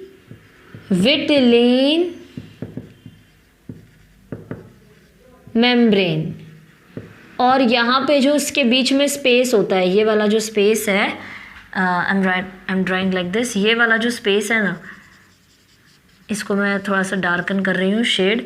इस वाले स्पेस को हम बोलते हैं पेरीविटिलिन, या फिर सिंपल बोल दूँ मैं ये पेरीविटिलिन स्पेस। ठीक है, तो ये ऐसा कुछ होता है हमारा फीमेल एग, जिसकी आउटर मोस्ट लेयर होती है कोरोना रेडिएटा, उसके इंटरनल प्रेजेंट होती है जोना पेलोसिडा, और सबसे इनर मोस्ट लेयर है पेरीविटिलिन मेम्ब्रेन। पर उसके जोना पेलोसिडा और इस मेम्ब्रेन के बीच में एक लेयर प्रेजेंट होती है जिसको हम बोलते हैं पेरीविटिलिन स्पेस। ये जो डार्क कर्शन पोर्शन है इसको बोलते हैं पेरीविटिलिन स्पेस। और फाइनली यहाँ पे होता है न्यूक्लियस। तो आप समझ ही सकते हैं स्पर्म के हेड को एक्रोसोम क्यों दिया गया है, क्योंकि उसको इतनी सारी लेयर्स को पेनिट्रेट करना है। तो अब होता क्या है, तो अब फाइनली ये हमारा फीमेल एग है। अब हम फाइनली फर्टिलाइजेशन प्रोसेस को देखने वाले कि एक्चुअल में फर्टिलाइजेशन कैसे होता है। सबसे पहले तो ये हमारा फीमेल एग था, यहाँ पे हमारा न्यूक्लियस था, ये उसकी वो बहुत सारी मेम्ब्रेन्स थी। क्लियर। अब इस एग में आ गए हमारे पास बहुत सारे स्पर्म्स। मैं इस प्रोसेस को थोड़ा सा डेप्थ में आपको दिखाती हूँ। तो ये एग हमारा, ये रहा हमारा एग, ये पेरिविटलिन स्पेस, ये जोना पेल्लुसिडा और ये उसकी मेम्ब्रेन। ठीक है। अब इस एग के पास आ गए हमारे, ये एग में ये जो है ना, ये इसका न्यूक्लियस, इसके न्यूक्लियस का क्या नंबर होगा 22+X, क्योंकि फीमेल में सिर्फ X क्रोमोसोम होते हैं। सेक्स क्रोमोसोम के नाम पे सिर्फ X क्रोमोसोम होगा फीमेल के पास। तो 22 ऑटोसोम प्लस एक X क्रोमोसोम ऑलरेडी इस न्यूक्लियस में प्रेजेंट है। ठीक है। अब आता है स्पर्म्स, एक नहीं बहुत सारे, क्योंकि यह single ejaculation produce many sperms. Male में एक सिंगल इजैकुलेशन बहुत सारे स्पर्म्स प्रोड्यूस करती है। तो यहाँ पे हमारे पास बहुत सारे स्पर्म्स हैं, लाइक दिस मेनी स्पर्म्स। तो बहुत सारे स्पर्म्स में से सिर्फ only few sperms is going to, only one sperm, not few, only one sperm is going to enter. अब होता क्या है, इनमें से कोई एक स्पर्म ले लो, मैंने ये वाला स्पर्म ले लिया, सबके पास होती है वो न्यूक्लियस और एक्रोसोम, बट मैंने बोला कि यही वाला स्पर्म पेनिट्रेट करेगा। ठीक है, कोई एक ही स्पर्म पेनिट्रेट करता है, मेरे हिसाब से ये। तो इसकी जो एक्रोसोम है, इसने रिलीज की हाइलुरोनिडेज। क्या रिलीज की? हाइलुरोनिडेज। ये एंजाइम उसने रिलीज कर दी। ये एंजाइम क्या करेगी? ये सारी लेयर को ब्रेक करेगी, ये सारी लेयर को ब्रेक करेगी और ये सिर्फ हेड को अंदर आने देगी। सिर्फ हेड इन सारी लेयर्स में अंदर जाएगा, बाकी ये सारा पार्ट जो टेल है वो अलग से डिटैच हो जाएगी। टेल अलग से डिटैच हो गई, मिडिल पार्ट भी अलग से डिटैच हो गया, जिसके पास क्रोमोसोम माइटोकॉन्ड्रिया था, सब अलग अलग हो गया। अब बचा सिर्फ न्यूक्लियस, क्योंकि एक्रोसोम ने तो हाइलुरोनिडेज सेक्रेट कर दी। अब यहाँ पे ये वाला पार्ट भी रप्चर होके सिर्फ न्यूक्लियस एंटर होगा। तो भाई यहाँ पे सिर्फ और सिर्फ न्यूक्लियस ने एंट्री की। ठीक है, अब यहाँ पे सिर्फ न्यूक्लियस ने एंट्री कर दी। तो मैं इधर सिंपल आपको वे में दिखा देती हूँ, यहाँ पे हम बना देती हूँ कि बहुत सारे सेल्स हैं। तो यहाँ पे सिर्फ एक ही स्पर्म ने एंट्री की है। ठीक है, और वो एक स्पर्म ने जो एंट्री की है, उस स्पर्म का सिर्फ हेड एंटर हुआ है, बाकी टेल और माइटोकॉन्ड्रिया सब हो गए डिटैच। अब उसके हेड से जो न्यूक्लियस है वो पेनिट्रेट करेगा हमारे इसके न्यूक्लियस में, एग के। तो सिर्फ ये हो गया हमारा न्यूक्लियस। अब याद करो, एग का न्यूक्लियस क्या था? 22+X। क्या था? 22+X क्रोमोसोम, यानी 22 ऑटोसोम प्लस 1 सेक्स क्रोमोसोम। और फीमेल जो मेल का होगा उसमें क्या था? उसमें था 22+X और 22+Y। ठीक है, दोनों में से कोई भी एक हो सकता है। ओके, अब यहाँ पे इन दोनों ने किया फर्टिलाइजेशन। मैं सिर्फ अंदर वाला पार्ट बना रही हूँ। इन लोग ने किया fertilization and after which they forms one particular zygote. इस जायगोट, ये बन गया हमारा जायगोट। ठीक है, और ये जो इंटायर प्रोसेस होता है ना, ये इंटायर प्रोसेस आपका कहाँ होता है? ये इंटायर प्रोसेस होता है आपका फेलोपियन ट्यूब में। इफ़ यू रिमेंबर्ड, मैंने आपको स्टार्टिंग में बता दिया था कि फेलोपियन ट्यूब में ये इंटायर प्रोसेस परफॉर्म होता है। अब यहाँ पे क्या हुआ? हमारा जो ये एग है वो यहाँ पे आया, it met with the sperm, male sperm से इट मेट, और इन्होंने फाइनली क्या बना दिया? They finally forms a zygote. ये क्या है हमारा? जायगोट। अब यहाँ पे ये जायगोट जो बन गया है, ये ट्रैवल करेगा to the wall of the uterus. Uterus में ये ट्रैवल करेगा, बट जायगोट के फॉर्म में ये ट्रैवल नहीं करेगा। ये जायगोट के फॉर्म में ट्रैवल नहीं करेगा। तो फिलहाल फर्टिलाइजेशन का काम क्या था? To explain you up till zygote. अगर यहाँ पे 22 और ये वाला मेल वाला 22+X हुआ, फीमेल भी 22+X, तो जो बर्थ लेगा जायगोट वो क्या होगा? फीमेल। ठीक है, वाई नहीं हुआ। बट यहाँ पे अगर मेल वाला 22+Y हुआ, तो यहाँ पे जो बर्थ लेगा जायगोट वो होगा male. Clear with this thing? तो यहाँ पे मैंने आपको एक्सप्लेन कर दिया अबाउट द फर्टिलाइजेशन प्रोसेस। कैसे फर्टिलाइजेशन हुआ? एक्रोसोम ने इन सारी लेयर्स को कर दिया पेनिट्रेट, इन सारी लेयर्स को कर दिया पेनिट्रेट, और यहाँ पे सिर्फ न्यूक्लियस रिलीज हुआ, बाकी सब डीजनरेट हो गए। एंड देन ये न्यूक्लियस ने मिलके मेल वाले न्यूक्लियस ने फीमेल न्यूक्लियस के साथ मिलकर जाइगोट फॉर्म कर दिया। ठीक है, अब हम आते हैं यहाँ पे, जाइगोट फॉर्म हो गया बट जाइगोट के फॉर्म में वो यूट्रस तक नहीं जा सकता। उसको यूट्रस में जाने के लिए सिर्फ जाइगोट नहीं चाहिए, यूट्रस को जाइगोट नहीं चाहिए, यूट्रस को कुछ और इम्प्लांट करना है, वो जाइगोट को इम्प्लांट नहीं करेगा। यूट्रस बोल रहा है नहीं, जाइगोट के फॉर्म में हो तो तुम अंदर नहीं आ सकते। तो अब यहाँ पे बात आती है नेक्स्ट टॉपिक की, जिसको हम बोलते हैं इम्प्लांटेशन। इम्प्लांटेशन, अब ये इम्प्लांटेशन कैसे होगी, यानी कि यूट्रस के अंदर इसकी फिक्सिंग कैसे होगी, कैसे यूट्रस के अंदर चिपक के एक नया एम्ब्रियो बनाएगा, क्योंकि यूट्रस इसको जाइगोट के फॉर्म में तो ले नहीं रहा है। तो अब क्या होगा, जो जाइगोट है हमारा, जो फर्टिलाइज जाइगोट था, ये जो हमारा जाइगोट है ये अंडरगो करेगा, जाइगोट अंडरगोस क्लीवेज। क्या अंडरगो करेगा, क्लीवेज। नाउ दिस क्लीवेज, इस क्लीवेज की वजह से जाइगोट एक है, एक से बनेगा दो, ठीक है, दो से बनेंगे ये चार, दो से ये और बन गए चार। मैं अगर सिंपल वे में आपको दिखाऊं तो ये मेरा जो एक जाइगोट है, जाइगोट को यूट्रस एक्सेप्ट नहीं कर रहा है, तो अब जाइगोट को कोई और फॉर्म में कन्वर्ट होना पड़ेगा। अब वो जो फॉर्म में कन्वर्ट, किस फॉर्म में कन्वर्ट हो जिससे उसकी इम्प्लांटेशन हो जाए, जिससे उसको यूट्रस एक्सेप्ट कर ले, तो वो फॉर्म ये है कि पहले जो हमारा जाइगोट था वो कन्वर्ट अंडरगो करेगा सबसे पहला स्टेज क्लीवेज, जिसकी वजह से जो जाइगोट एक है ना, वो जाइगोट बन जाएगा एक से दो।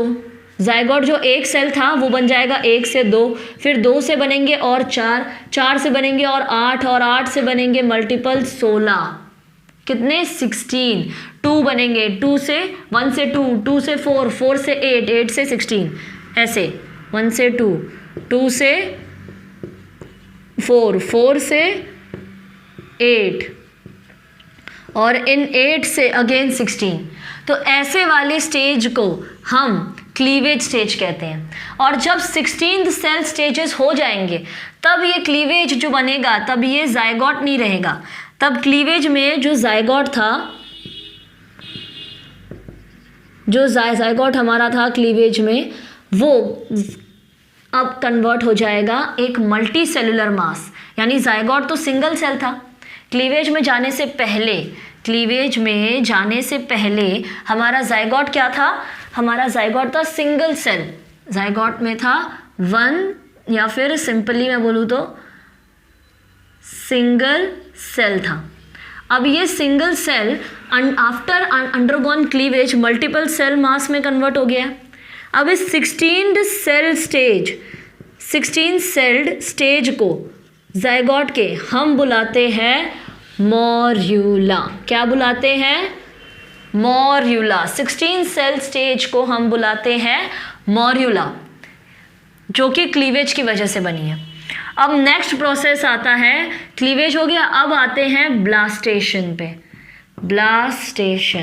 ब्लास्टेशन यानी कि ये जो मॉर्यूला है ये अभी 16 सेल ऐसे बिखरे हुए हैं, अब ये 16 सेल जो है वो हो जाएंगे अरेंज, और भी मल्टीपल सेल्स मिलके ये हो जाएंगे अरेंज। ये एक सिंगल लेयर में अरेंज हो जाएंगे, मॉर्यूला बन गया। 16 सेल्ड स्टेज, 16 सेल्ड जब हो जाएंगे तब ये मॉर्यूला बनेगा। अब यही मॉर्यूला ब्लास्टुला मतलब many cells, many more cells को ये इन्वॉल्व करेगा और ये एक ऐसा स्ट्रक्चर बनाएगा जिसमें सिर्फ बीच में बहुत सारे सेल्स होंगे, आजू बाजू एक सिंगल कवरिंग होगी। ठीक है, इस स्टेज को हम कहते हैं, this stage is known as blastula. ठीक है, मॉर्यूला मैनी मोर सेल्स और कंबाइन करेगा and it forms a particular blastula, या फिर ब्लास्टोसाइट्स भी बोल सकते हैं, ब्लास्टोसाइट्स। Clear.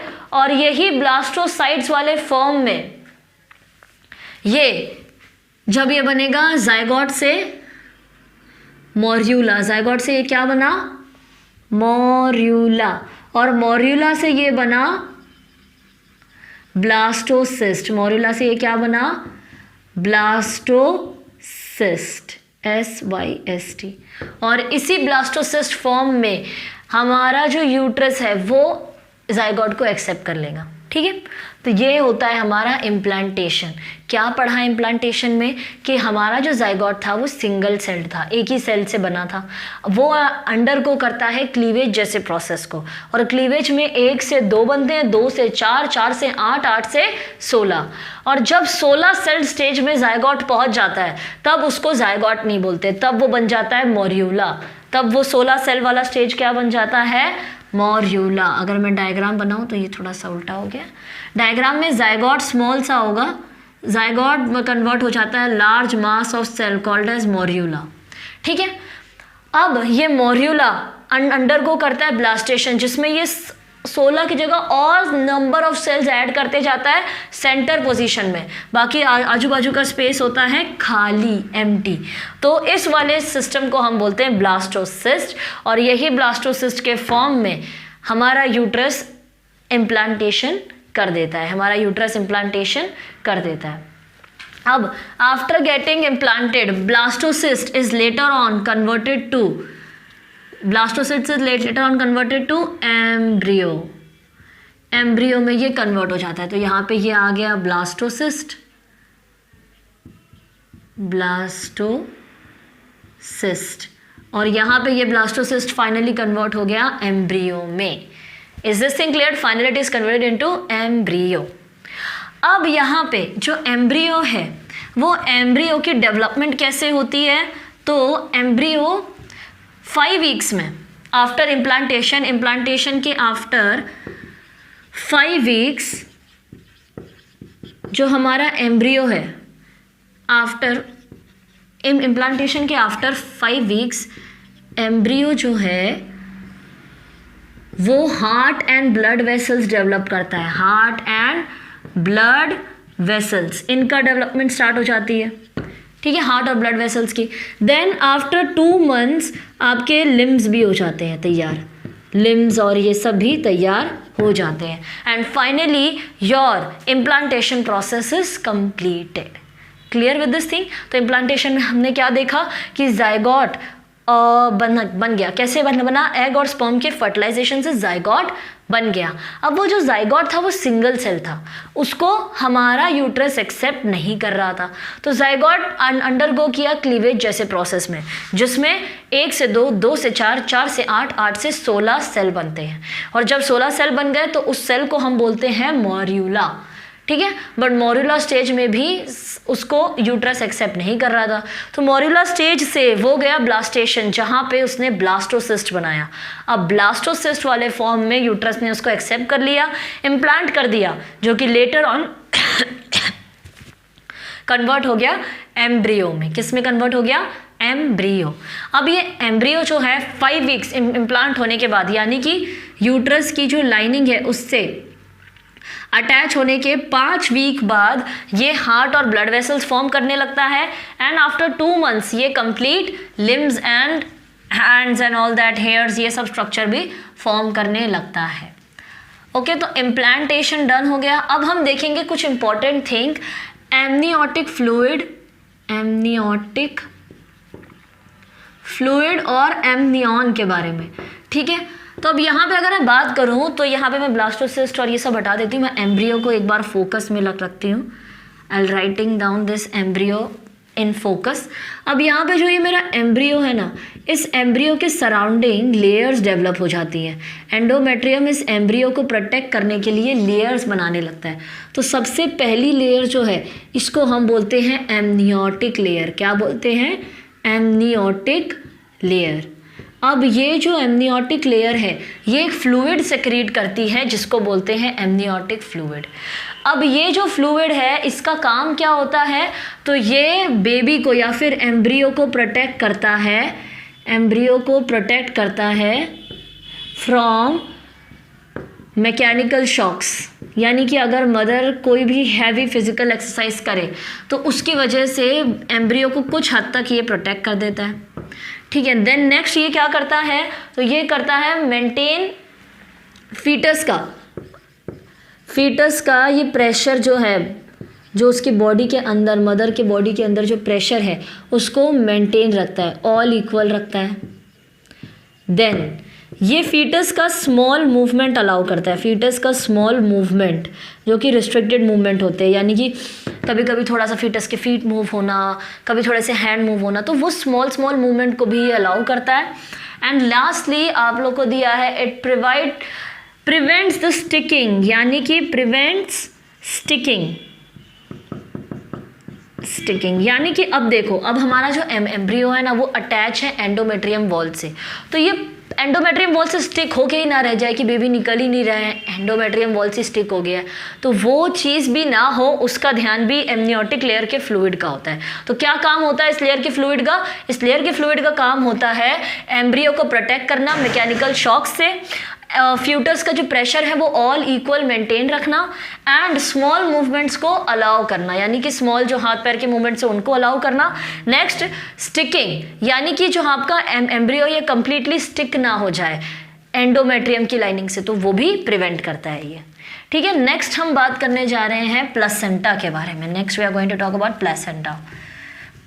It is the second last topic of this chapter. Okay, we will be talking about now placenta. Okay, so placenta जो होती है ना वो एक disc like structure somewhat over here.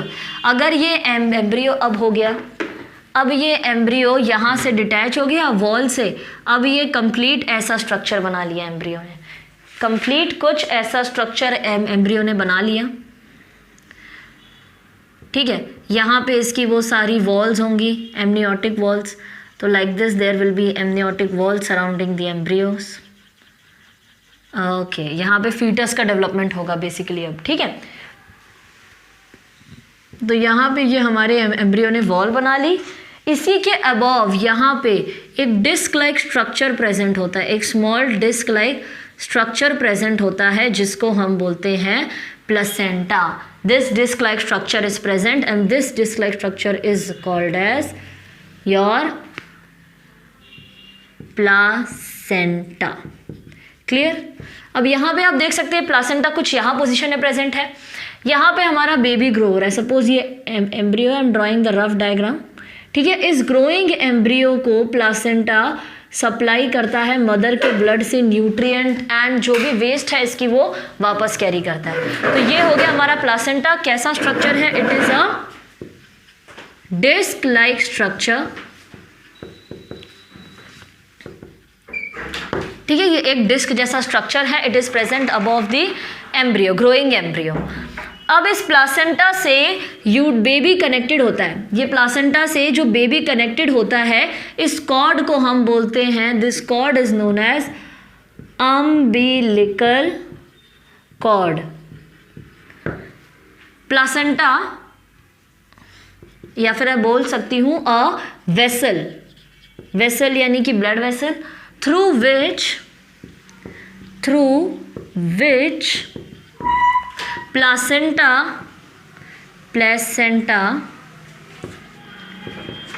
is connected to the baby, placenta is connected to baby। इस disc को हम क्या बोलते हैं? अम्बिलिकल कॉर्ड, अम्बिलिकल कॉर्ड बोलते हैं ये वाली डिस्क को। तो ये हो गया प्लासेंटा, ये हो गई अम्बिलिकल कॉर्ड, इससे आपका एम्ब्रियो यानी बेबी कनेक्टेड है। अब यहाँ पे मैं अगर बात करूँ तो प्लासेंटा है ना जो दो सेट्स ऑफ सीलिया से बनी है। Placenta is made of 2 sets of सीलिया, या फिर विलाई भी बोल सकते हैं, 1 villi set and the another villi set, 1 villi set and other villi set.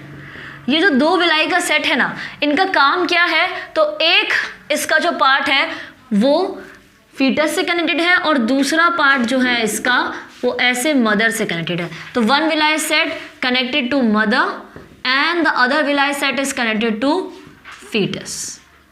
Okay, basic यही था हमारे प्लेसेंटा के स्ट्रक्चर के बारे में कि प्लेसेंटा एक डिस्क लाइक स्ट्रक्चर होता है जो बेबी से कनेक्टेड होता है with the help of blood vessel जिसका नाम है अम्बिलिकल कॉर्ड। एंड प्लेसेंटा का एक और, ये जो अम्बिलिकल कॉर्ड है ये एक तरह से ये वाली विलाई का सेट है, और जो अनदर विलाई का सेट है वो मदर के ब्लड से कनेक्टेड है। अब प्लासेंटा क्या करता है? मदर के ब्लड से जो न्यूट्रिशन है वो ट्रांसफ़र करता है फीटस में, और जो फीटस के ब्लड से वेस्ट होता है वो ट्रांसफ़र करता है मदर में। अब एक चीज़ यहाँ पे ध्यान रखने वाली ये है कि मदर और फीटस का ब्लड यहाँ पे मिक्स ना हो जाए, इसलिए ये दो विलाई सेट है ना, ये कम्प्लीटली क्या होते हैं, these completely villi set are separated. ये जो दो विलाई के सेट है ये एक दूसरे से सेपरेटेड होते हैं कम्प्लीटली। देख रहे हो कितने दूर दूर है, अगर पास पास हुए, इंटरकनेक्टेड हुए तो ब्लड का मिक्सचर हो सकता है, विच इज़ वेरी डेंजरस। तो ब्लड का मिक्सचर ना हो इसलिए विलाई के सेट्स कम्प्लीटली सेपरेटेड होते हैं। हम मदर के ब्लड से फ्यूटस में क्या आएगा, तो उसमें आएगा न्यूट्रिएंट्स, ठीक है, उसमें आएंगे मिनरल्स, उसमें आएंगे हमारे आयंस जिसको मैं बोल सकती हूँ कैल्शियम, पोटेशियम, सोडियम, देन आ सकते हैं हमारे लिपिड्स, कार्ब्स, ठीक है, fats and other proteins etcetera thing, and in fact oxygen, very important. Clear? तो ये सारी चीज़ें nutrients, minerals, ions and lipids, carbohydrates, fats, protein यानी फूड, या फिर ऑक्सीजन, ये सारी चीज़ें एम्ब्रियो तक कैसे पहुँचेंगी मदर के ब्लड से, तो मदर टू फ्यूटस ये सारी चीज़ें पहुँचती हैं through umbilical cord. Then foetus से मदर में क्या जाएगा, यानी फीटस वापस क्या देगा मदर को, वापस क्या देते हैं ये, carbon dioxide and nitrogenous waste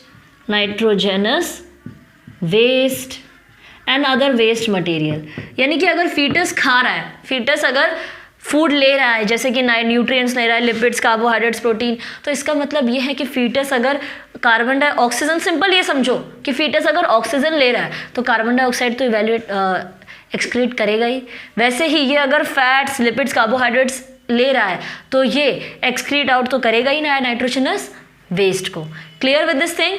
तो यहाँ पे हमने प्लेसेंटा के बारे में इतना देख लिया। अब एक और चीज़ मैं बता दूं कि प्लासेंटा से जो परमिबिलिटी है प्लासेंटा की, तो आई होप सो इतनी चीज़ें लिख दी होंगी आपने।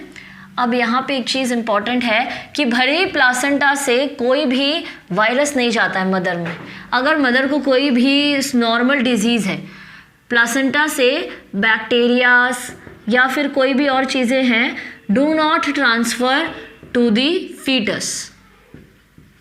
फीटस में बैक्टीरिया और इन जैसी चीज़ें कोई ट्रांसफ़र नहीं होती मदर से। But if mother has AIDS और HIV virus, it can have chances. There are some chances, or you can say very chances, बहुत ज़्यादा chances हैं. There are some chances for it to transfer in the fetus. यानी कि बहुत ही ज़्यादा very much chances है कि HIV और एड्स जैसे viruses can transfer in the foetal blood. Okay, but बाकी बैक्टीरिया और जो नॉर्मल डिजीज़ है, जैसे कि अगर मैं बात करूँ आपका, अगर नॉर्मल आपको वायरल फीवर या कोई इन्फेक्शन है तो वो पास नहीं होगा, बट HIV और एड्स जैसी जो चीज़ें हैं वो पास ऑन हो सकती हैं। तो ये सारी चीज़ें हमारी प्लेसेंटा से ट्रांसफ़र हो सकती हैं, एड्स और HIV जैसे वायरसेस। ओके, तो अब तक हमने ये जो स्टेजेस देखे, यानी कि जाइगोट से मोरुला, मोरुला से ब्लास्टुला, ब्लास्टुला से वो एम्ब्रियो बन गया, इन सारे स्टेजेस को हम बोलते हैं गैस्टेशन। अब यहाँ पे मैं प्लासेंटा की डेवलपमेंट तक ये जितने भी स्टेजेस हुए, यानी कि जो बेबी था वो बना जाइगोट, ठीक है, जाइगोट से वो क्या बना, मोरुला, मोरुला से वो क्या बना, ब्लास्टोसिस्ट, देन ब्लास्टोसिस्ट से वो क्या बना, ब्लास्टोसिस्ट से वो बन गया हमारा एम्ब्रियो। तो यहाँ तक के जितने स्टेजेस थे, इन सारे प्रोसेस को हम कहते हैं गैस्टेशन। इस सारे प्रोसेस को हम कहते हैं गैस्टेशन, बेबी की बर्थ तक। ये होता है फॉर अप्रॉक्सीमेटली अबाउट 280 डेज, यानी कि 9 मंथ्स तक ये होता है।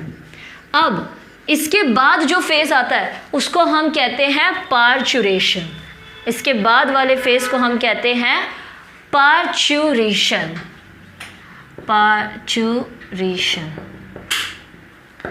अब अब बेसिकली इस पार्चुरेशन में क्या होता है, तो इसमें होता है delivery of the baby, delivery of baby. Baby अगर यहाँ पे कंप्लीटली फॉर्म हो गया, इसमें होता है सबसे पहले आपकी यूट्रस की जो वॉल है, यूट्रस की वॉल करेंगी कॉन्ट्रैक्ट, यूट्रस की वॉल ने कॉन्ट्रैक्ट किया, आपका सर्विक्स ओपन हो जाएगा एंड वजाइना से ये वाला जो सर्विक्स रीजन है ये और ज़्यादा ओपन हो जाएगा, यूट्रस वॉल और कॉन्ट्रैक्ट करेंगी, ये और ओपन होगा और इसके बाद आपके वजाइना से बेबी जो है वो हो जाएगा डिलीवर, बेबी हो जाएगा डिलीवर। ओके, एंड सबसे पहले बेबी का जो है वो हेड आता है बाहर, head comes first, head comes first and then rest of the region comes out. Okay, अब यहाँ पे जब ये बेबी डिलीवर होता है तब it has umbilical cord, umbilical cord attached, umbilical cord उसकी कैसी होती है, अटैच्ड होती है, जिसमें जिसको हम लेटर ऑन कट कर देते हैं।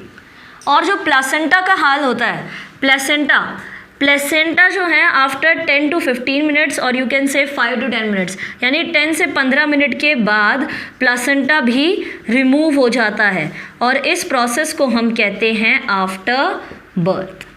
क्लियर, आफ्टर बर्थ इस प्रोसेस को हम कहते हैं। So this was all about your parturition. Okay, with this हम लोग ने पूरा चैप्टर ख़त्म कर लिया है, बस लास्ट थिंग इसमें बची है अबाउट द ट्विन्स। तो यहाँ पे हमने एक ही चीज़ देखी कि एक ही बेबी हो रहा है, यहाँ पे हमारे पास आते हैं ट्विन्स के केसेस। तो सबसे पहला हमारे पास दो ट्विन्स होते हैं, सबसे पहले फ्रेटर्नल ट्विन्स और आइडेंटिकल ट्विन्स, फ्रेटर्नल ट्विन्स और next is your identical twins. ठीक है, अब अगर मैं बात करूं फ्रेटर्नल ट्विन्स की, तो इन फ्रेटर्नल ट्विन्स को मैं कह सकती हूं dizygotic twins, dizygotic twins. Why dizygotic twins? Because इस केस में क्या होता है, इस ओवरी और इस ओवरी से, इस ओवरी और इस ओवरी से, दोनों ओवरी से at the same time egg release होते हैं। यहाँ से भी एक एग रिलीज हुआ, यहाँ से भी सेम टाइम में, at same time both ovaries releases the egg, ठीक है, and both eggs get fertilized, both eggs fertilize हो जाते हैं, gets fertilize, और दोनों एग फर्टिलाइज होके अपने जाइगोट बनाते हैं, therefore they form two zygote, both egg fertilize and they form two zygote। अब यहाँ पे डाइजाइगोटिक ट्विन्स किस केस में हो सकते हैं, डाइजाइगोटिक ट्विन्स हो सकते हैं बॉय बॉय, ठीक है, बॉय हो सकते हैं एंड बॉय, या फिर वो हो सकते हैं बॉय या फिर गर्ल, या फिर दे हो सकते हैं गर्ल एंड गर्ल। क्लियर? अब ये जो डाइजाइगोटिक ट्विन्स होते हैं ना, ये एक जैसे बिल्कुल नहीं दिखते हैं, ये एक जैसे बिल्कुल नहीं दिखते हैं, बिकॉज वो दो अलग अलग एग से प्रोड्यूस हुए हैं। डाइजाइगोटिक यानी फ्रेटर्नल ट्विन्स में दोनों ओवरी से एक एक एग रिलीज होते हैं और दोनों एग हो जाते हैं फर्टिलाइज, और दोनों फर्टिलाइज होकर दो जाइगोट बनाते हैं, इसलिए दे आर डाइजाइगोटिक ट्विन्स। ठीक है, यहाँ पे boy boy, girl girl, boy girl कुछ भी हो सकता है। बट अगर मैं मोनोजाइगोटिक ट्विन्स की बात करूँ, यानी आइडेंटिकल ट्विन्स, ऐसे जो एक जैसे दिखते हैं, तो ये होते हैं हमारे मोनोजाइगोटिक ट्विन्स। मोनोजाइगोटिक ट्विन्स के केस में जो हमारी एक ही ओवरी से एग रिलीज होता है, वन एग रिलीज होता है और वो एग फर्टिलाइज होता है एंड बनाता है जाइगोट। और ये जो जाइगोट है ना, एक जाइगोट स्प्लिट हो जाता है दो डिफरेंट जाइगोट में। ठीक है, इसलिए इसको बोलते हैं मोनोजाइगोटिक, यानी यहाँ पे एक ही जाइगोट बन रहा है, यहाँ पे दो जाइगोट बन रहे थे, यहाँ पे एक ही जाइगोट बन रहा है, और वो एक जाइगोट लेटर अहेड यहाँ पे आके स्प्लिट हो जाता है। इसलिए ये जो ट्विन्स होते हैं ये होते हैं आइडेंटिकल। बट एक चीज़ और यहाँ पे याद रखनी है कि जो आइडेंटिकल ट्विन्स होते हैं ना, उन ट्विन्स को आप डिफ्रेंशिएट कर सकते हैं। कैसे? दे हैव डिफरेंट फिंगरप्रिंट्स, उनके जो फिंगरप्रिंट्स होते हैं ना, दे हैव डिफरेंट फिंगरप्रिंट्स।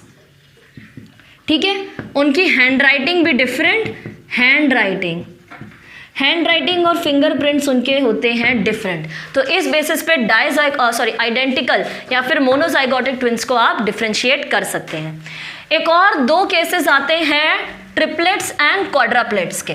तो ये केसेस में भी कभी कभी ऐसा होता है कि ट्रिपलेट्स और क्वाड्राप्लेट्स के केस में एक साथ तीन या एक साथ चार बच्चे बर्थ लेते हैं, जिनमें से सबका जिंदा रहना is a very rare case, यानी एक कभी कभी फुल्ली डेवलप नहीं हो पाता तो दे में डाई।